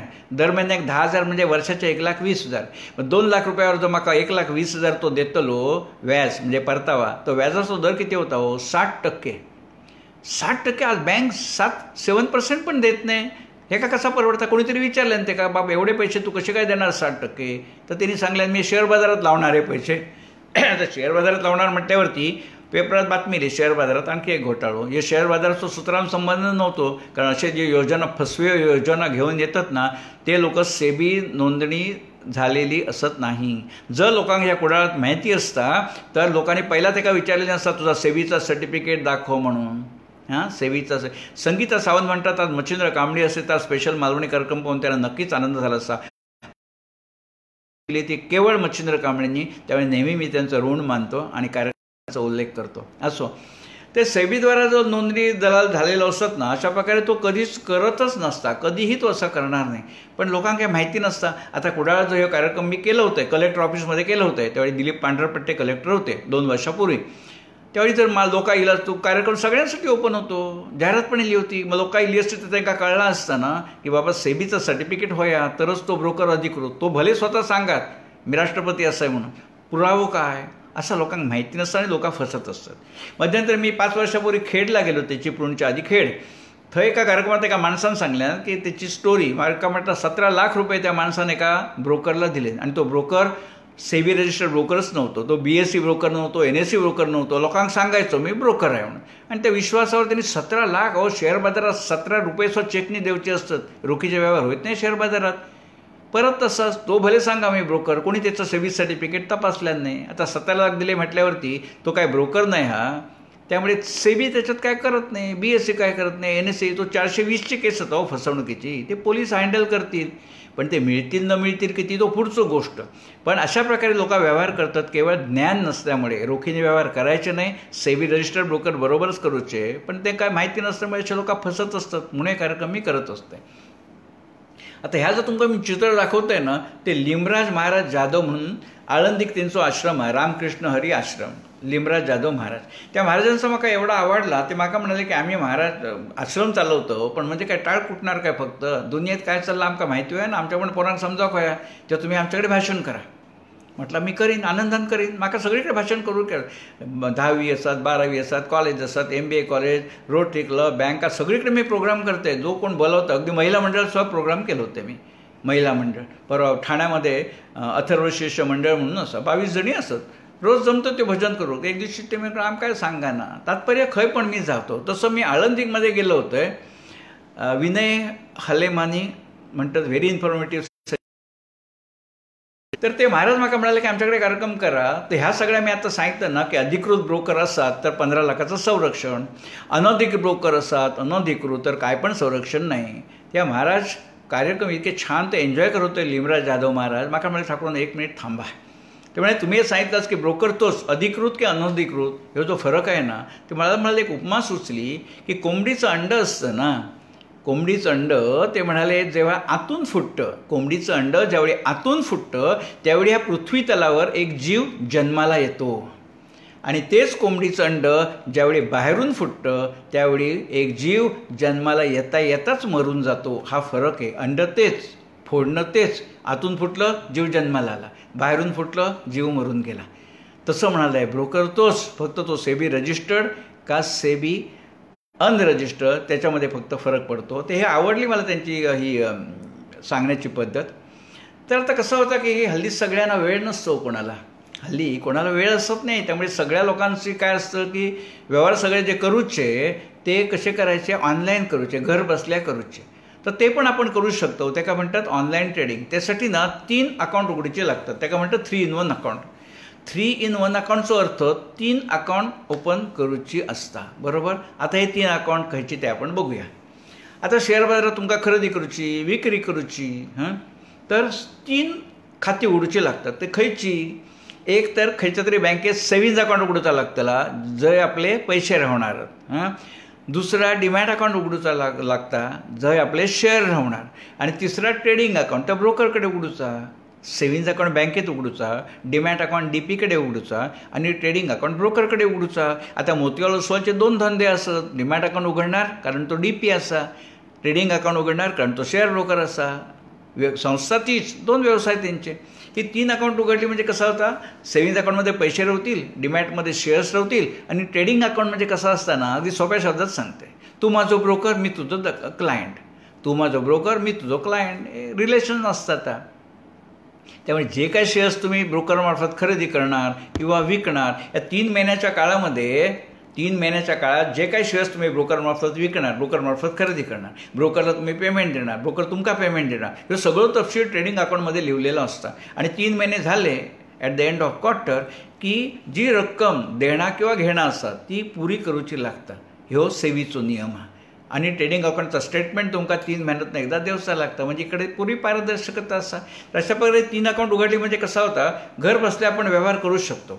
आता बघा 3 खाती उघडली, आता मोतीलाल ओसवाल आपणाका सर्व्हिस देता. त्याची वेबसाईट असा www.motilaloswal.com. त्या साईटवर जाऊन आपण शेअर खरेदीची ऑर्डर टाकायची. 10 शेअर्स कोलगेट कंपनीचे खरेदी करूचे आहेत उदाहरण म्हणून. आता 10 कोलगेट शेअर्स कंपनीचे खरेदी करूचे म्हणून उदाहरण म्हणून सांगताय. ती खरेदीची ऑर्डर टाकली की काय होता, त्याने एक प्रोग्राम लिहिलेला असता, सॉफ्टवेअर लिहिलेला असता मोतीलाल ओसवालने. मग ते सॉफ्टवेअर काय करता, 10 कोलगेटचे शेअर खरेदी करूसाठी जेवढी रक्कम आवश्यक तेवढी माझ्या सेव्हिंग खात्यातनं वजा होता आणि ब्रोकरच्या बँक खात्यात ट्रान्सफर होता. म्हणजे तुमका चेक देऊची गरज नाही, सॉफ्टवेअरनी पैसे ट्रान्सफर केले, चेक देऊची गरज नाही. आता पैसे ब्रोकरला मिळाले, मग ब्रोकर काय करणार, शेअर विकणार. शेअर विकून झाले, शेअर खरेदी करणार. शेअर खरेदी केल्यावर काय होता, कॉन्ट्रॅक्ट नोट. ती पण सॉफ्टवेअर प्रोग्रामच्या माध्यमातून जनरेट होता. कॉन्ट्रॅक्ट नोट, बिल म्हणजे कॉन्ट्रॅक्ट नोट. आता आपण बघलो ती कॉन्टॅक्ट नोट ईमेलद्वारे देखील सॉफ्टवेअरच पाठवून देता आणि तिसऱ्या दिवशी माझ्या डिमॅट खात्यात 10 शेअर्स कोलगेट कंपनीचे जमा होतात. या सगळ्या कोणी केलं, सॉफ्टवेअरनी केलं. हे कोण पण माणूस हस्तक्षेप करीत नाही, बरोबर. आता ह्या सगळ्या करू किती शिक्षण लागतं तर तुमका सांगते. हे तुम्ही त्यांच्या वेबसाईटला लॉग इन घेतलास ना की अशा प्रकारचं एक स्क्रीन दिसतं. ह्यो स्क्रीन मोतीलाल ओसवालचं नाही, हा ह्यो उदाहरण म्हणून सांगले. प्रत्येकाचे स्क्रीन वेगळे असतात पण तत्वताच फील्ड तीच. आता कसं असतं बघा, ते वर काय लिहिलं, खरेदी आणि विक्री. हां, तुम्ही बाय खयची कंपनी, लार्सन टुब्रो. किती शेअर घेऊचे, 40. काय भावाने घेऊचे, 1433. आणि प्लेस म्हटला ते क्लिक करायचे. कॉम्प्युटर असा तर माऊसने क्लिक करा, मोबाईल असा तर बोटान करा. ह्या केला एवढ्या 4 डेटा एंट्री केली की काय होता, तुमची ऑर्डर तिकडे गेली. पुढचं सगळं सॉफ्टवेअरनी केल्यांना. ह्या सगळ्या करूसाठी 1, 2, 3 आणि 4 डेटा एंट्री करू किती लागतं तो शिक्षण, काय नाही. M.Com नको, B.Com नको, 12वी नको, 10वी पण नको. माझ्या देवगडात 12 लोक अशी असत, 12 की जी हे शेअरचे व्यवहार करतात आणि त्यांचं शिक्षण SSC पर्यंतच झालेलं असा. कारण कॉम्प्युटरचा जुजबी नॉलेज, हे A to Z अक्षरा 1 ते 10 आकडे. राहुलो प्रश्न काय, शेअर खयचे घेऊचे ते तुम्ही एकदा ह्या रजिस्ट्रेशन केलास ना की तुमका ब्रोकर सांगत असता, रिकमेंडेशन येत असतं, तो पुढचो भाग. पण माझं सांगणं असा की सगळं करूसाठी काय फार मोठा कॉमर्स ग्रॅज्युएट असायची गरज नाही. तुमका एक सांगतंय की लोकांक उगीच वाटत असता एका कॉमर्सची पार्श्वभूमी आवश्यक असा. मित्रांनो, माझ्या बाबतीत सांगतायत गेली 52 वर्ष या क्षेत्रात असं आहे. आजचो 1700 कार्यक्रम हा. लोकसत्ता मठामध्ये मी स्तंभ लिहिलं आहे अनेक वर्ष. टी व्हीवर जवळजवळ 20-22 कार्यक्रम केलं आहे. माझा बॅकग्राऊंड कॉमर्सचा नाही. 1970 साली मी कोल्हापूरच्या शिवाजी विद्यापीठातून BA झालं आहे. आणि BA का माझा विषय खयचा होतो, इकॉनॉमिक्स नाही होतो. BA माझा विषय होतो मराठी विषय होतो माझं. आणि मराठी घेऊन मी झालं आहे. आयुष्यात माझा काय पण अडला नाही. तात्पर्य काय की आवड होई सगळं आपण करू शकतो. तर अशा प्रकारे आता हे सेन्सेक्स वगैरे तुम्ही ऐकत असतंच नाही मी. तो सेन्सेक्स काय असतं तो आपण बघूया. ह्यो सेन्सेक्स ना तो निर्देशांक मराठीमध्ये, इंग्लिशमध्ये ते का म्हणतात इंडेक्स. ह्यो कसं होता तो आपण थोडक्यात बघूया. ह्यो जो निर्देशांकांना इंडेक्स, तर BSCने त्याला नाव दिल्याने सेन्सेक्स, सेन्सिटिव्ह इंडेक्स. आणि NSEने त्या इंडेक्स का नाव दिल्याने निफ्टी, कारण तो 50 कंपन्यावर आधारित असा. नॅशनल स्टॉक एक्सचेंजचे 50 म्हणून निफ्टी. तो सेन्सेक्स तो कसा करता, दिशा दाखवता, बाजाराची दिशा दाखवता. कारण सगळे कंपन्या त्याच्यात नाहीत पण 12 विविध क्षेत्रातले 30 कंपन्या असतात, बाजाराची दिशा दाखवता. तर सुरुवाती मी तुम्हाला काय सांगलोय की 3 लाख शेअर्स 3 लाख लोकांका द्वारका फोडणी एक शेअर करून विकल्याने आणि भांडवल उभारणी केल्याने. प्रत्यक्षात समजा मी द्वारका फूडचो प्रवर्तक असाय चंद्रशेखर ठाकूर, तर मी 3 लाख लोकांका एक शेअर विकून 30 लाख भांडवल नाही उभ्या करू शकत. कारण सेबी माका सांगता की दुनियेकडनं तू भांडवल उभारणी करणार आणि उद्या बेजबाबदारपणे धंदो केलंस तर 3 लाख लोकांचं नुकसान तुझ्या काकाचा काय जातला, कारण तुझो पैसोच नाही भूतूर. मग माका सेबी सांगता असं नाही करून चालायचा, तू 10,000 शेअर तू स्वतः घे. म्हणजे मी कंपनीचो प्रवर्तक असय द्वारका फूडचो, तर 10,000 शेअर गुणिले 10 रुपये एवढा भांडवल माका घालूचा लागता. आणि हे 10,000 शेअर जे असत ते मी कमीत कमी 3 वर्ष विकू शकत नाही. ते का म्हणतात लॉक इन. म्हणजे 3 वर्ष 10,000 शेअर्स मी विकू शकत नाही, तेवढा भांडवल माझा घातला. हे सेबीचो नियम आहे. लॉक इन म्हणजे खरेदी विक्री करू शकत नाही. सध्या आपण लॉकडाऊन त्या वेगळा ह्या वेगळा, तर लॉकडाऊन या लॉक इन. आता 10,000 शेअर माझ्याकडे असत प्रवर्तक म्हणून, मी ते विकू शकत नाही, लॉक इनमध्ये पडलेत. उरलेले 2,90,000 शेअर्स कोणाक दिले, 2,90,000 शेअर जनतेका दिले. ते जनता कधी खरेदी करीत कधी विकीत त्याच्यावर काय बंधन नाही. ते का म्हणतात फ्लोटिंग स्टॉक. तर अशा प्रकारे जो 30 कंपन्या असतात ना, त्या 30 पैकी प्रत्येक कंपनीचा फ्लोटिंग स्टॉक गुणिले त्या दिवसाचो त्या कंपनीच्या शेअरचो बंद भाव, जे का क्लोजिंग प्राईस म्हणतात, मार्केट बंद असताना जो भाव असता तो क्लोजिंग प्राईस, या दोघांचा गुणाकार करून उत्तर येतं. ते का म्हणतात बाजार मूल्य, इंग्रजीत म्हणतात मार्केट कॅपिटलायझेशन, संक्षिप्तात म्हणतात मार्केट कॅप. 30 कंपन्यांच्या मार्केट कॅपची सरासरी म्हणजे इंडेक्स. दोस्तांनो, एवढा सोप्या असा कोण असा सांगित नाही. काय झालं, 52 वर्ष मी त्या क्षेत्रात काम केलं आहे, खुद्द BSc आणि CDSLमध्ये. त्यामुळे सगळं जवळून बघलं आहे, म्हणून मी सगळ्या सोप्या शब्दात सांगते. नाहीतर ह्यात मी वाचूक गेलास ना, सेन्सेक्स कसं कॅल्क्युलेट होता, निफ्टी कसं कॅल्क्युलेट होता, डोक्याचं गोविंदा होऊन जाईल, काय पदरात पडणार नाही. म्हणून मी सगळ्या सोप्या शब्दात मांडते स्लाईडद्वारे. स्लाईड नसा तो ह्यो कार्यक्रम पूर्णपणे फ्लॉप होतलो, म्हणून म्हाका स्लाईड लागतं. लोक काय म्हणतात ठाकूरांनी व्याख्यानं दिले नाही, त्याची जी गाभा असं ना तो हे स्लाईड शो असा. स्लाईडद्वारे विषय समजा खूप सोपं जाता. असो, तर अशा प्रकारे ही दिशा बाजाराची दाखवत असता या इंडेक्स आणि हे. आता सगळे ब्रोकर्स असतात ना, त्यांचं ॲप असतं. मग मी तुमका काय सांगितलं की ऑर्डर कशी प्लेस करूची. तुम्ही आता ब्रोकर समजा हे मोतीलाल ओसवाल, त्यांची तुम्ही हे केलीत ना, तुमचा ट्रेडिंग अकाउंट, डिमॅट अकाउंट उघडलात की तुमचं काय ते ॲप त्यांचं असतं, तर तुम्ही डाउनलोड करू शकता. एकदा ॲप डाउनलोड केलात ना की सगळी माहिती तुमका त्या ॲपद्वारे मिळतं. म्हणजे तुमच्या डिमॅट खात्यात शेअर्स किती, त्याचा स्टेटमेंट ते तुम्ही मेल करू शकता. अनेक असे ज्यो कंपनी असतात त्यांचं परफॉर्मन्स तुम्ही बघू शकता, खयच्या कंपनीत खयचा डिव्हिडंड दिल्या. तुमची ऑर्डर प्लेस करू शकता ह्या ॲपद्वारे की एक शेअर्स म्हाका खरेदी करूचेत, एवढे एवढे शेअर्स विकूचेत. ते ऑर्डर्स तुम्ही तुम्हाला ॲपवर टाकू शकता. त्यामुळे ॲप एकदा हातात दिला ना की सगळी कामं तुमची झाली. मागाशी मी तुमका काय दाखवलं, एक बेसिक म्हणून दाखवलं आहे. प्रत्यक्षात ॲपद्वारे आजकाल सगळी कामं होतात. तुम्ही इलेक्ट्रिसिटी बिला भरतास ना, सगळी कामं होतात. तसा ॲप आपण केला ना तर चांगला उपयोग होता त्याचा. फक्त होता कसा की आपल्याकडे स्मार्टफोन असताना त्याचा 10% उपयोग, स्मार्टफोनचा फक्त 10% उपयोग चांगल्या कामासाठी होता आणि 90% उपयोग फालतू कामासाठी होता. ती फालतू कामं म्हणजे खयची, good morning, good evening, happy birthday, happy father day, happy दगड डे, हॅपी धोंडो डे, आणि ते व्हिडिओ फॉरवर्डेड, एक मेसेज 25-25 वेळा फॉरवर्ड करतात. आणि होता कसा त्याच्यामध्ये की डिलीट करूचं एक उद्योग होऊन बसता. म्हणून मी सांगते की 10% मोबाईल असा ना तिचो उपयोग होता आणि 90% होता. काय, मोबाईल कंपन्यो श्रीमंत होतात. मोबाईल कंपनी श्रीमंत होतात, बाकी काय सुद्धा होत नाही ह्याच्यातून. आणि आम्ही ते आपले करत असतो उगीच येण्यासारखा. आता हे उच्छाद मांडतात ते व्हॉट्सअपवाले, अक्षरशः उच्छाद मांडतात. आता असं मेसेज येतात काय, तर कमवलेली नाती, हे सुविचार वाचून कोणाचा भला झाला हो. आणि तुम्ही गुड मॉर्निंग करून माझ्या आयुष्यात काय होणार, माका जे प्रार्थनाचे भोग भोगूचे ते भोग लागणारच ना. ते असे ना फालतू मेसेज पाठवून रात्री एक काम होऊन बसतात डिलीट करूचं. आणि डेटा खरं संपतं. 199चं पॅक संपलो, 399 संपलो, 599चं भरा. परवा कोणीतरी पाठवलं की माझ्या प्रिय सहधर्मचारिणीने आज मोदक केले आणि मोदकाचा फोटो पाठवला व्हॉट्सअपवर. म्हटले मेल्या, तुझ्या बायकोन मोदक केले, एवढी कौतुकाची बायको आहे ना तुझी, तर ते का पैठणी घेऊन दी. एवढीच बायको कौतुकाची तर ते का पैठणी घेऊन दे ना. तो आदेश बांदेकर किती जणी पैठणी देणार, तू पैठणी घेऊन दे. आमका किती, मी काय रिक्षा करून मोदक खावा येणार तुझ्या घरी. ते आमका ते मोदक देखून काय मिळते ना मका सांगा, फुकट आपलं डेटा जाता. परवा कोणीतरी कळवलं ना, आमच्या घरी उदक शांत संपन्न झाले. अरे तू धार्मिक असस, मी सर्टिफिकेट देऊन देतो, पण आमकं काय फरक पडतं त्याच्यात, तुझी व्यक्तिगत गोष्ट नाही. तर अशा प्रकारे लोक करत असतात ना. त्यामुळे मोबाईल कंपनी श्रीमंत होतात, बाकी काय होत नाही. त्यापेक्षा चांगल्या कामासाठी उपयोग करूचो.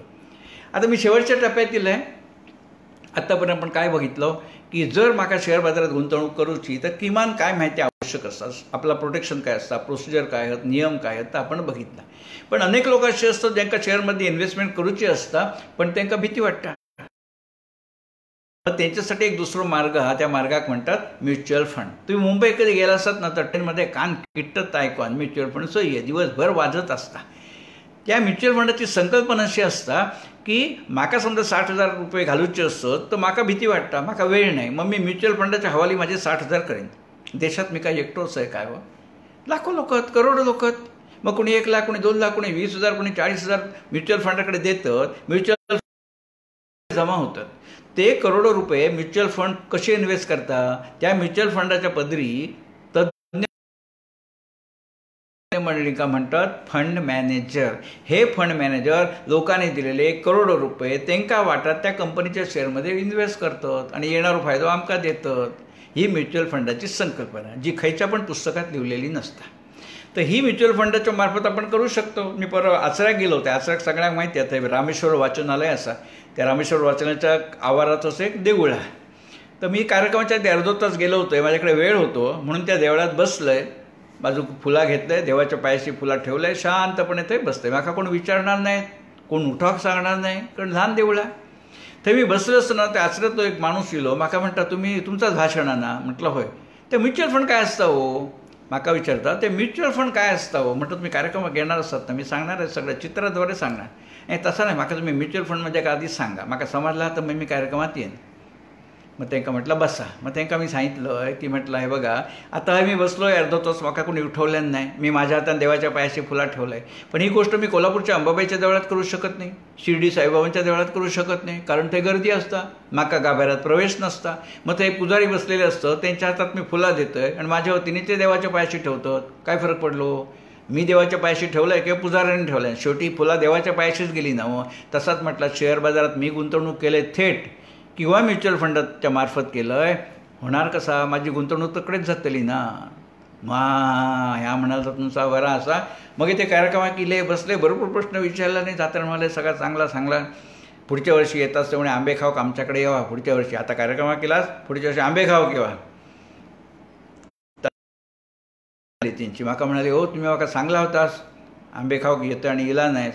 त्यांना म्हटलं, हो तुमच्या मे महिन्यामध्ये मुंबई आचरा या बसचा तिकीट किती असतात? 2,000 रुपये तिकीट असतात, जाऊचे 2,000 येऊचे 2,000. त्या 4,000 करण्यापेक्षा म्हटलं मुंबईतच आंबे जास्त स्वस्त पडतात ना. आमंत्रण म्हटलं तुमचं माझ्या लक्षात होता, पण आंबे मुंबईतच स्वस्त पडतात म्हणून दिलं नाही म्हणून. तर अशा प्रकारे ह्या सगळ्या की हे जे तज्ज्ञ लोक असतात ना, ते खय गुंतवतात आपले पैसे, ते आपणाक सांगत असतात. अशा प्रकारे सांगतात. आता हे म्हणताना म्युच्युअल फंड की 4.57% रक्कम आम्ही रिलायन्सच्या शेअरमध्ये गुंतवली, 3.52% लार्सनच्या शेअरमध्ये गुंतवली, 2.22 भारतीय एअरटेलच्या शेअरमध्ये गुंतवली. त्याकाच म्हणतात फॅक्ट शीट. घरी गेलास ना की गुगलवर सर्च मारा, what is the meaning of fact sheet. ह्या एवढा सगळा लिहून येतला. फॅक्ट शीटचो माझो मालवणी भाषेतलो अर्थ असतो. फॅक्ट शीट म्हणजे काय? गुगलवर लिहिलेलं विसरून जा. फॅक्ट शीटचा अर्थ तुम्ही दिलेले पैसे आम्ही खयच्या खयच्या कंपनीत गुंतवले, that is the fact sheet. साधी मालवणी व्याख्या. पण ह्या सोडून जर मी इंग्लिशमध्ये व्याख्या सांगले ना, तो पण ऐकावसा बसतलो नाही हो. आणि ह्या घडी म्हाका सांगा, आपण काय परीक्षेक बसवायचा काय हो? विषय समजण्याशी मतलब खंय इन्व्हेस्ट केले सांगतात ते का म्हणतात फॅक्ट शीट. आता मी शेवटची स्लाईड असं म्हणजे याचं कारण, अनेक वेळा कार्यक्रम ज्यावेळी पब्लिकमध्ये असतं ना हॉलमध्ये, त्यावेळी लोक पहिले विचारतात. संजय गावडे म्हणतात म्युच्युअल फंडचं उदाहरण खूप छान दिलं, धन्यवाद संजय गावडेची. अहो असं सोप्या शब्दात सांगताय म्हणूनच लोक येतात हो. 1,700 कार्यक्रम झाले त्यासाठी झाले. न कळणाऱ्या भाषेत बोललं असतात ना, तर लोक म्हणतात काय भाषण झालं हो तुमचं, काय कळलं नाही, असं हळूच बोलतात मागे. तर हे शेवटच्या स्लाईडमध्ये मी सांगतो इंट्राडे ट्रेडिंग म्हणजे काय. आता आपण काय बघलो, शेअर खरेदी केले, डिमॅट खात्यात शेअर्स दिले, शेअर विकले, डिमॅट खात्यातून शेअर गेले. इंट्राडेमध्ये असं असतं की शेअरची डिलिव्हरी देऊची नाही किंवा शेअरची डिलिव्हरी घेऊची नाही, पैशात व्यवहार करायचो. या कसा बघा, सकाळी मी मोतीलाल ओसवालच्या ऑफिसमध्ये गेले आणि सांगलं XYZ कंपनीचो माका एक शेअर विकूचो हा.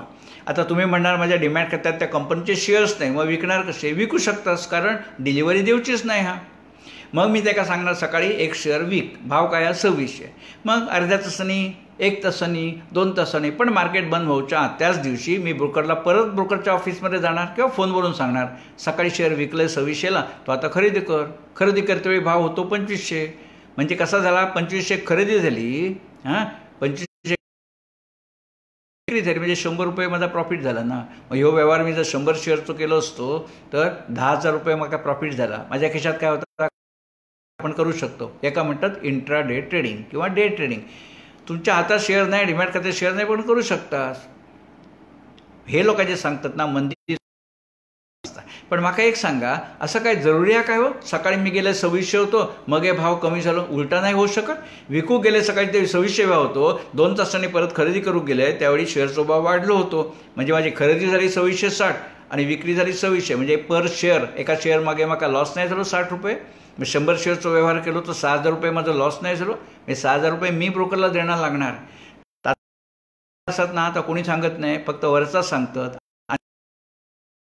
ठरवा. अवश्य गॅरंटीड पैसे कमवचे असते तर 52 वर्ष मी कशा काही भाषणं करत फिरलं असते. ते ह्याका इंट्राडे म्हणतात. दोन्ही प्रकार असत, पैसे कमवू शकतात, पैसे जाऊही शकतात. कारण सृष्टीचो नियम असा, बावडी खोदली, विहीर खोदली का बाकी समोर आपण विहीर खोदली ना की समोर मातीचो ढीग हय खणलाच थंय मातीचो ढीग लागलो. सृष्टीचो नियम असा. त्यामुळे कोणतरी कमवत असता, कोणतरी गमवत असता. तो कमवणारा मीच असान अशी भाबडी आशा करून इकडे उतरू नये. मी कोणाक निराश करण्यासाठी सांगत नाही. मी फक्त तत्व सांगलं ह्या कसा होता, करा न करा तुमच्यावर. जसा महाभारत काळात युद्ध झालं ना, युद्धाच्या वेळी काय झालं, भगवान श्रीकृष्णांनी अर्जुनाक सांगल्याने की लढायचा नाही का लढायचा नाही तू ठरव.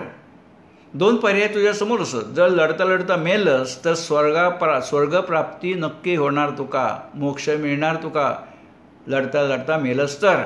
आणि जर लढता लढता जिंकलंस तू तर पृथ्वीचं राज्य भोगशील ना. काय करूचा तर तू ठरव. तसा मी दोन्ही गोष्टी सांगलोय, करायचा नाही करायचा तुम्ही ठरवा. तो माझा विषय नाही, मी फक्त माहिती म्हणून सांगलंय. आता फसवणूक कसा होता, लोक म्हणतात आता शेअर बाजारात फसवणूक होईल. तुम्ही बघलंच ना, ब्रोकर जर अधिकृत असेल तर काय अडचणच नाही तुमची. चेकने पैसे देवा, 15 लाखाच्या वर एकावेळी व्यवहार करू नका. पण हे जागतिक विषय असता हो. आधी उदाहरण सांगते. माझी बहीण राहता ठाण्यात, तिचं नाव अरुंधती खणकर. ठाण्यात माझी मोठी बहीण राहता अरुंधती खणकर. तर तिने काय केलं, ती जिल्ह्याकडे 2 महिने राहिली आणि येताना सगळ्यांका काय नाही काय वस्तू घेऊन येल्यो. तर आमच्या गावामध्ये एक भास्कर म्हणून घरी कामाक असता. तर तिच्यावेळी गावात गेली देवगडात आमच्या घरी माघारपणाक माझी बहीण. तर ती जाताना त्या भास्करासाठी सुद्धा एक ही अत्तराची बाटली तो खोको घेऊन गेली कौतुकाने. कारण लहानपणापासून आमच्याकडे तो असा, त्याका पण बरं वाटतं की आमका एवढी ओळख ठेवतं. तर माझी बहीण ही अत्तराचो खोको घेऊन गेली. तिने तो घ्यायला खुश झालो होतो. दुसऱ्या दिवशी सकाळी येलो तो उडत येलो नुसता. म्हणतात ताई, माझ्या बहिणीक सांगतात, ताई फटकीचो वाको येलो त्या तुझ्या दुकानदारावर, तो ह्या नेऊन त्याच्या तोंडार मार्गे काय दिल्यान बघ माका. तर माझ्या बहीण विचारता काय झाला. तर म्हणता ह्या बघ खोको उघडलंय, तो भुतूर बाटली केवढी बघा, खोक्याच्या 1/4 बाटली. त्या बाटलीकडे बघलास ना, त्या बाटलीच्या परत अर्धा बूच आणि अर्धी बाटली या खाली, म्हणजे 1 अष्टमांश झाला. परत त्या बाटलीची जी ही आहे ना काच, ती इतकी जाड हा, त्याच्यात जास्तीत जास्त 2 चमचे अत्तर होता, 2 चमच्याच्या वर नाही. तो म्हणाला फटकीचो वाक होईल त्याच्यावरती, ते का म्हणे नेऊन दे त्याच्या तोंडार हा मार त्याच्या बाटली. आता अमेरिकेत खंय बहीण परत जाणार देव. पण आता माका सांगा, हे फसवणूक नाही काय हो. वरसून काय वाटतं बघ. माझी बहीण पण इल्यावर म्हणाली स्वस्त आहे रे तिकडे, $1 एवढं मिळणार. $1 किती, 2 चमचे सोळा नाही अत्तर त्याच्यामध्ये. म्हणजे हा सगळीकडे चाललेला असता. आपल्या देशात असं नाही. हे जय माणूस असा ना, जसे वसंत कानेटकर म्हणतात अश्रूंची झाली फुले नाटकात, जिथे माती आहे तिथे कीड ही असायचीच. ज्या ठिकाणी समाज असा त्या ठिकाणी समाज विघातक प्रवृत्ती असायचोच. फक्त आता होता कसं, ही माझी शेवटची स्लाईड आता अशासाठी दाखवतोय की आम्ही अनेक गोष्टी गृहीत धरलेल्या असतात की ह्या माका समजावचा नाही, ह्या माझ्यासाठी नाही, आणि तिकडे लोक दुर्लक्ष करतात. पण प्रत्यक्षात कसा वेगळा असता की एक गृहीत धरला शेअर बाजार माझ्यासाठी नाही, शेअर बाजारासाठी BCom लागता, MBA लागता, काही नाही असा. उदाहरण तुमका सांगतोय, आपण खयच्या देवळात जातो ना, आणि किंवा खयच्या तरी आपण हॉस्पिटलमध्ये जातो, त्यावेळी काय असतं, बाहेर बोर्ड असता, कृपया चपला बूट बाहेर काढा, प्लीज रिमूव्ह युअर शूज. आम्ही वाचतो काय हो, नाही वाचत. की त्या देवळात गेल्यावरती काय चपला घालून भुतूर जाणार, हॉस्पिटलमध्ये गेल्यावर चपला घालून भुतूर जाणार नाही जाणार. आमका डोक्यात बसला आता की देऊळ आणि हॉस्पिटल म्हटलं की चपला बाहेर काढायच्या. मी बोरिवलीत राहतो, थंय एक हॉस्पिटल डोळ्याचा. त्या डोळ्याच्या हॉस्पिटलमध्ये एकदा मी गेलो होते. म्हणजे आमच्या ऑफिसमधले आम्ही 7-8 जण मिळून गेलो होतो. एकाचं ऑपरेशन झालं होतं डोळ्याचा, त्याका बघूक भेटाक म्हणून गेलं आहे. मी बाहेर उभं होतो आहे. मी कधी हॉस्पिटलात जात नाही. याचं कारण असं, माझ्या 2-2 महिन्याच्या, आता लॉकडाऊन हा म्हणून सोडा, बाकी 2-2 महिन्याचे तारखो लागलेलं असतं. हॉस्पिटलात गेलं आणि इन्फेक्शन झालं तर सगळे कार्यक्रमाचे शक्यतो हॉस्पिटलात जात नाही. तर मी बाहेर उभं होतो आहे. तर तो बोर्ड लावलेला होतो बघा, काय लिहिलेलं होतं, आभास पवार म्हणतात अप्रतिम धन्यवाद, पहिल्यांदाच असं काही स्टॉक मार्केटमध्ये घडतं आहे, मालवणी भाषेत सेमिनार. हो, आभास पवारचे पहिलाच सेमिनार असा आहे की जो आपण मालवणी भाषेत करतो. धन्यवाद. तर झाला कसा, मी ते बाहेर उभं होतो आहे आणि ह्या तुम्ही बघताच ना चित्रामध्ये, ही जी हातात हिरवी पिशवी घेऊन बाई उभ्या आहे ना, तर त्यांनी तो बोर्ड वाचल्याने कृपया चप्पल बूट आत काढा. तर बाई आत गेला आणि चप्पल काढूसाठी, कारण लिहिलं आहे ना चप्पल बूट आत काढा. ती आत गेली. बाय माझ्या ओळखीचा होता, पण मी हाक नाही मारले, मी घाईत होतोय, म्हटलं जाऊन दे, बघत होतोय मी. ते आत गेला आणि 5 सेकंदात बायो बाहेर येईल आणि तिने पण चपला बाहेर काढल्या. नंतर केव्हा तरी मला ती भेटली, तेव्हा म्हटलं बाया त्या दिवशी मी तुका बघलंय थंय, म्हटलं हाक किती नाही मारले, म्हटलं नाही मी घाईत होतोय. तर मी तिका विचारलंय, तू चपला आत काढून गेलंस, लिवल्याने चप्पल बूट आत काढ, तू आत गेलंस बरोबर आहे, पण परत तू बाहेर येलस आणि चपला बाहेर काढलंस, काय झाला? तर तिने माका काय सांगल्यान, माका सांगता, अरे मी तो बोर्ड वाचलंय, चपला बूट आत काढा म्हणून आत गेलाय. पण असं मनात तिला इतक्या सगळ्या लोकांनी बाहेर काढल्या चपला होत नाही म्हणून म्हटलं मरण दे, मी बाहेर येऊन काढले. तर असं असतं, तर इतक्या मेंदूमध्ये रजिस्टर झालेलं असतं ना की चपला बाहेर काढायचो, चपला बाहेर काढायचो. तसा शेअर बाजार माझ्यासाठी नाही, माका कळणार नाही, हो सट्टा. मी असं सांगत नाही की सगळे पैसे शेअर बाजारात घाला, तुमच्याकडे 100 रुपये असतील ना 25 रुपये घाला, कारण सगळे गेले तर आपण रस्त्यावर येता नाही. ह्या तत्त्व ठेवा, 100रातले 25 रुपये शेअर बाजारात गुंतवा, जास्त नाही. सगळे गेले तरी आपण रस्त्यावर येता नाही. 100रातले 100 कधीच नाही. कर्ज काढून आयुष्यात नाही करायचा, कारण आपले पैसे स्वतःचे असतील तरच कर्ज काढून गुंतवण्याचा शेअर बाजार ह्यो क्षेत्र नाही, तेवढा निश्चितपणे मी सांगते. कारण कसं अनेक लोक काय करीत असतात. तर अशा प्रकारे ह्या आपण बघलो की आपण मनामध्ये अनेक गोष्टी आपण गृहीत धरतो, प्रत्यक्षात वेगळ्या असतात. तर बायो सांगता म्हणता माझ्या मनात तिला एवढ्या लोकांनी बाहेर चपला काढल्या नाही, माझ्या वाचण्यात काहीतरी चूक होत असतील म्हणून मी पण बाहेर येऊन काढले. तर असा सगळा असा. तर दोस्तांनो आज खूप मजा येईल, कारण कसा खूप दिवस माझ्या मनात होता की मी मराठीतून कार्यक्रम करतोय, हिंदीतनं करतोय, गुजरातीतून करतोय, इंग्लिशमधनं करतोय, माझ्या भाषेतनं हो खाया होता. खूप खूप मनात होता माझ्या. कोल्हापूरला गाठ पडली असे की 1500 कार्यक्रम झालो आणि दर्पण पाटील भेटले YCS इन्व्हेस्टमेंट सर्व्हिसेसचे, आणि त्याने माझा तेव्हा बुकिंग करून ठेवलं, मी होतोय त्यावेळी, आणि हो कार्यक्रम झाला. मी राहतोय बोरिवलीत, माझं गाव देवगडात. 3-4 खेप वर्षातनं आनंदात असतात. अजूनही गावचा संबंध सोडला नाही. माझा घर राहतोय, माझा भाव वगैरे राहता, पण नाळ माझी कोकणामध्ये आहे म्हणून मी भरपूर कार्यक्रम कोकणामध्ये केले आहे. बांदा, सावंतवाडी, वेंगुर्ला, छोट्या सावंतवाडी, कणकवली, राजा, अनेक ठिकाणी केले. शिरगाव, देवगडापासून जामसंड्यात पण केले होते प्रोग्राम. तात्पर्य की माका आवडतं या सगळ्या लोकांच्या मध्ये मिसळासाठी, आणि म्हणून मी तुमका आता शेवटची स्लाईडमध्ये या तो माझा फोन नंबर असा, व्हॉट्सअप नंबर असा. तुमका जर कधी माझ्याशी संपर्क साधूचो झालो तर मी तुमचोच असं आहे, कधी पण संपर्क साधा, परकेपणा ठेवायचं नाही. तुमचा काय प्रश्न असतात त्या व्हॉट्सअपवर विचारा.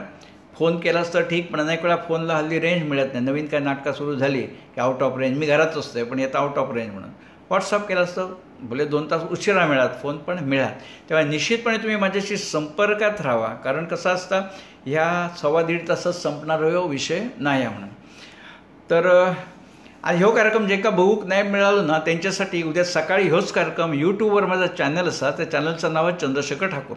तुम्ही यूट्यूबवर गेलास आणि चंद्रशेखर ठाकूर सर्च मारलात की माझा चॅनल दिसतात. त्याच्यावर सगळे माझे कार्यक्रम जे फेसबुकवर होतात ना ते मी यूट्यूबवर टाकतो. ह्याचं कारण अनेक लोक आहात ना, अनेक लोक जे असतात त्यांना फेसबुक लाईव्ह बघू शकत नाही, फेसबुकवर ते मेंबर नसतात, ते त्यांच्यासाठी सगळे कार्यक्रम मी यूट्यूबवरच टाकतो. आणि एकदा यूट्यूबवर टाकले की कसं होता लोकांना त्या सोयीचा पडता ना, थोडं आता अर्धा तास बघलं मग जेवण उरकून घेऊया, उरलेलं संध्याकाळी, उरलेलं झोपाच्या आधी, नाही तर उद्या सोयीने बघू शकतं, ती सोय असता. म्हणून या सगळ्यांना मी काय करते की मंजित शाह बँक ऑफ इंडियाच्याच कर्मचारी आहेत. मंजित ताई तुमचं स्वागत आहे. तर ह्या प्रकारे मी लोकांना नेहमीच सांगते की जर तुमका लाईव्ह शो बघूचो नाही मिळालो की तुमका वाटत अरे चांगला कार्यक्रम होतो, अरे तुझं चुकलो, यूट्यूबवर बघा. उद्या सकाळी जो यूट्यूबवर येतो कार्यक्रम, नाव असणार त्याच्यावरती, मी तुमका ओळखाक सोप्या जायत. तर ह्यो माझा मोबाईल नंबर असा, व्हॉट्सअप नंबर तोचा 9820389051. आणि ज्यांनी या कार्यक्रमाची सगळी व्यवस्था केल्याने YCS इन्व्हेस्टमेंट सर्व्हिसेस, तर त्यांचो ह्यो नंबर असा, तुम्ही त्यांच्याशी संपर्क साधा. बाकी पुढचं काय तुमका करूचं असतात, गुंतवणूक सल्ला बिला सल्ला देत नाही मी, याचं कारण तो माझा एरिया नाही. मी फक्त सेबीच्या करतोय की लोकांना माहिती देऊसाठी. व्यवसाय माझा ह्यो नाही असा किंवा सल्ला मी देत नाही, त्याच्यासाठी मला परवानगी नाही आहे. मी फक्त भाषणं आणि प्राथमिक माहिती देणार, टीप मी कधी देत नाही, कारण सेबीची परवानगी नाही टीप देऊसाठी. अभिषेक रामचंद्र मुणगेकर त्यांचं ग्लोबल मालवणी म्हणून फेसबुक पेज असा, त्यांनी पण कार्यक्रम केलेले नव्हतो 15 दिवसापूर्वी. असं अनेक लोकांचं सहकार्य असतं. मी एकटो मुंबईत असते पण कोणीतरी व्यवस्था करूची लागतं ना, त्या कार्यक्रमात पण छान प्रतिसाद मिळाला होतो. सचिन आचरेकर त्यांचे असतात ग्लोबल मालवणी, तसे अनेक संस्थांच्या मार्फत कार्यक्रम असे होतच असतात. तुम्ही फेसबुक माझा पेज असा ते एकदा लाईक करा, म्हणजे तुमका आता सगळं समजत जाईल.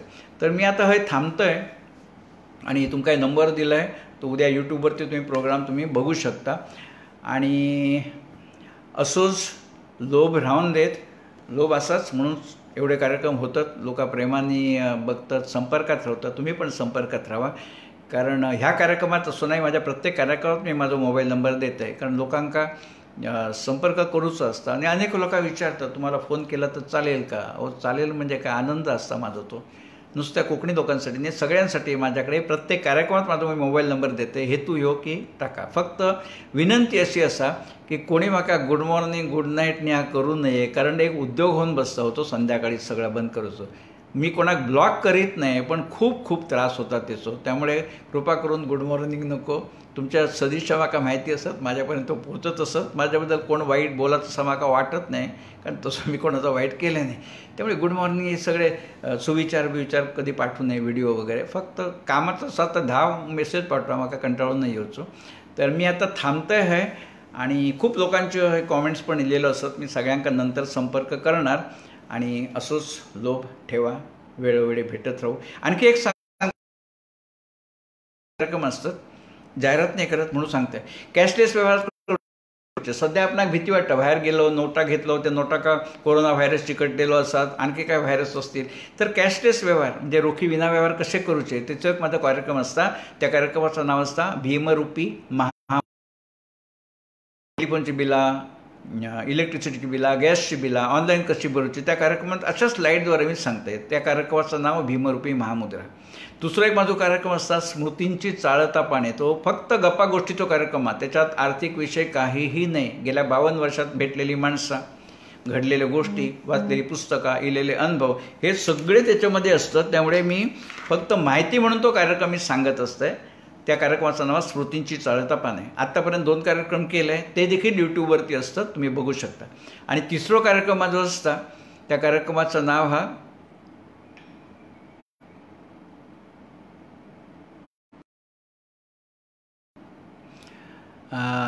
त्या कार्यक्रमामध्ये माझ्याबरोबर एक निवेदिका असतं. त्या कार्यक्रमाचं नाव असतं चंद्र आहे. तो पण गप्पांचा कार्यक्रम असता, पण त्याच्यामध्ये मी एकटो नसतोय, त्याच्याबरोबर माझ्यावर निवेदिका असतात. मगाशी तुमका सांगितलं ज्येष्ठ नागरिक संघ फेसकॉमच्या अलकाताई वाठारकर, त्या पण निवेदिका असतात त्याच्यामध्ये. त्या म्हणजे प्रश्न उत्तर अशा स्वरूपात असतात, गप्पा गोष्टीच त्यो, त्याच्यात आर्थिक विषय नाही असता. तर कोणाक करूचे असतील तर आमच्याशी संपर्क साधा तुम्ही. ते काय फार खर्च बिरचं असं काही असत नाही, कारण कसं निवेदिका आणि मी म्हणजे चंद्राय साक्षीला दोघांचं असतं आणि स्मृतींची चालतापणे एकट्याचं माझं असतं. याचं कारण असं, पूर्वी निवेदिकांबरोबर भरपूर लॉकडाऊनमध्ये असं झाला की आम्ही एकमेकांकडे जाऊ शकत नाही, बाहेर जाऊ शकत नाही, म्हणून मग एकट्याने करूचं कार्यक्रम म्हणून स्मृतींची चाळता पाने. तर खूप बरं वाटलं आज. आणि पुन्हा एकदा आभार मानते दर्पण पाटलांचे, व्हायसेस इन्व्हेस्टमेंट. आणि तुम्हाला सगळ्यांच्या एवढ्या संख्येने इलास बसलास आणि पूर्ण 1.5 तास आहे तुम्ही बसलास, कारण एका जागी एकाच विषयावरती 1.5 तास बसणं ह्या जरा कठीण असतात. पण नेहमी लोक बसतात, बाहेरचे कार्यक्रम 2-2 तास सुद्धा चालत असतात. तर असंच लोभ ठेवा. फोन नंबर माझा असा तुमच्याकडे. धन्यवाद.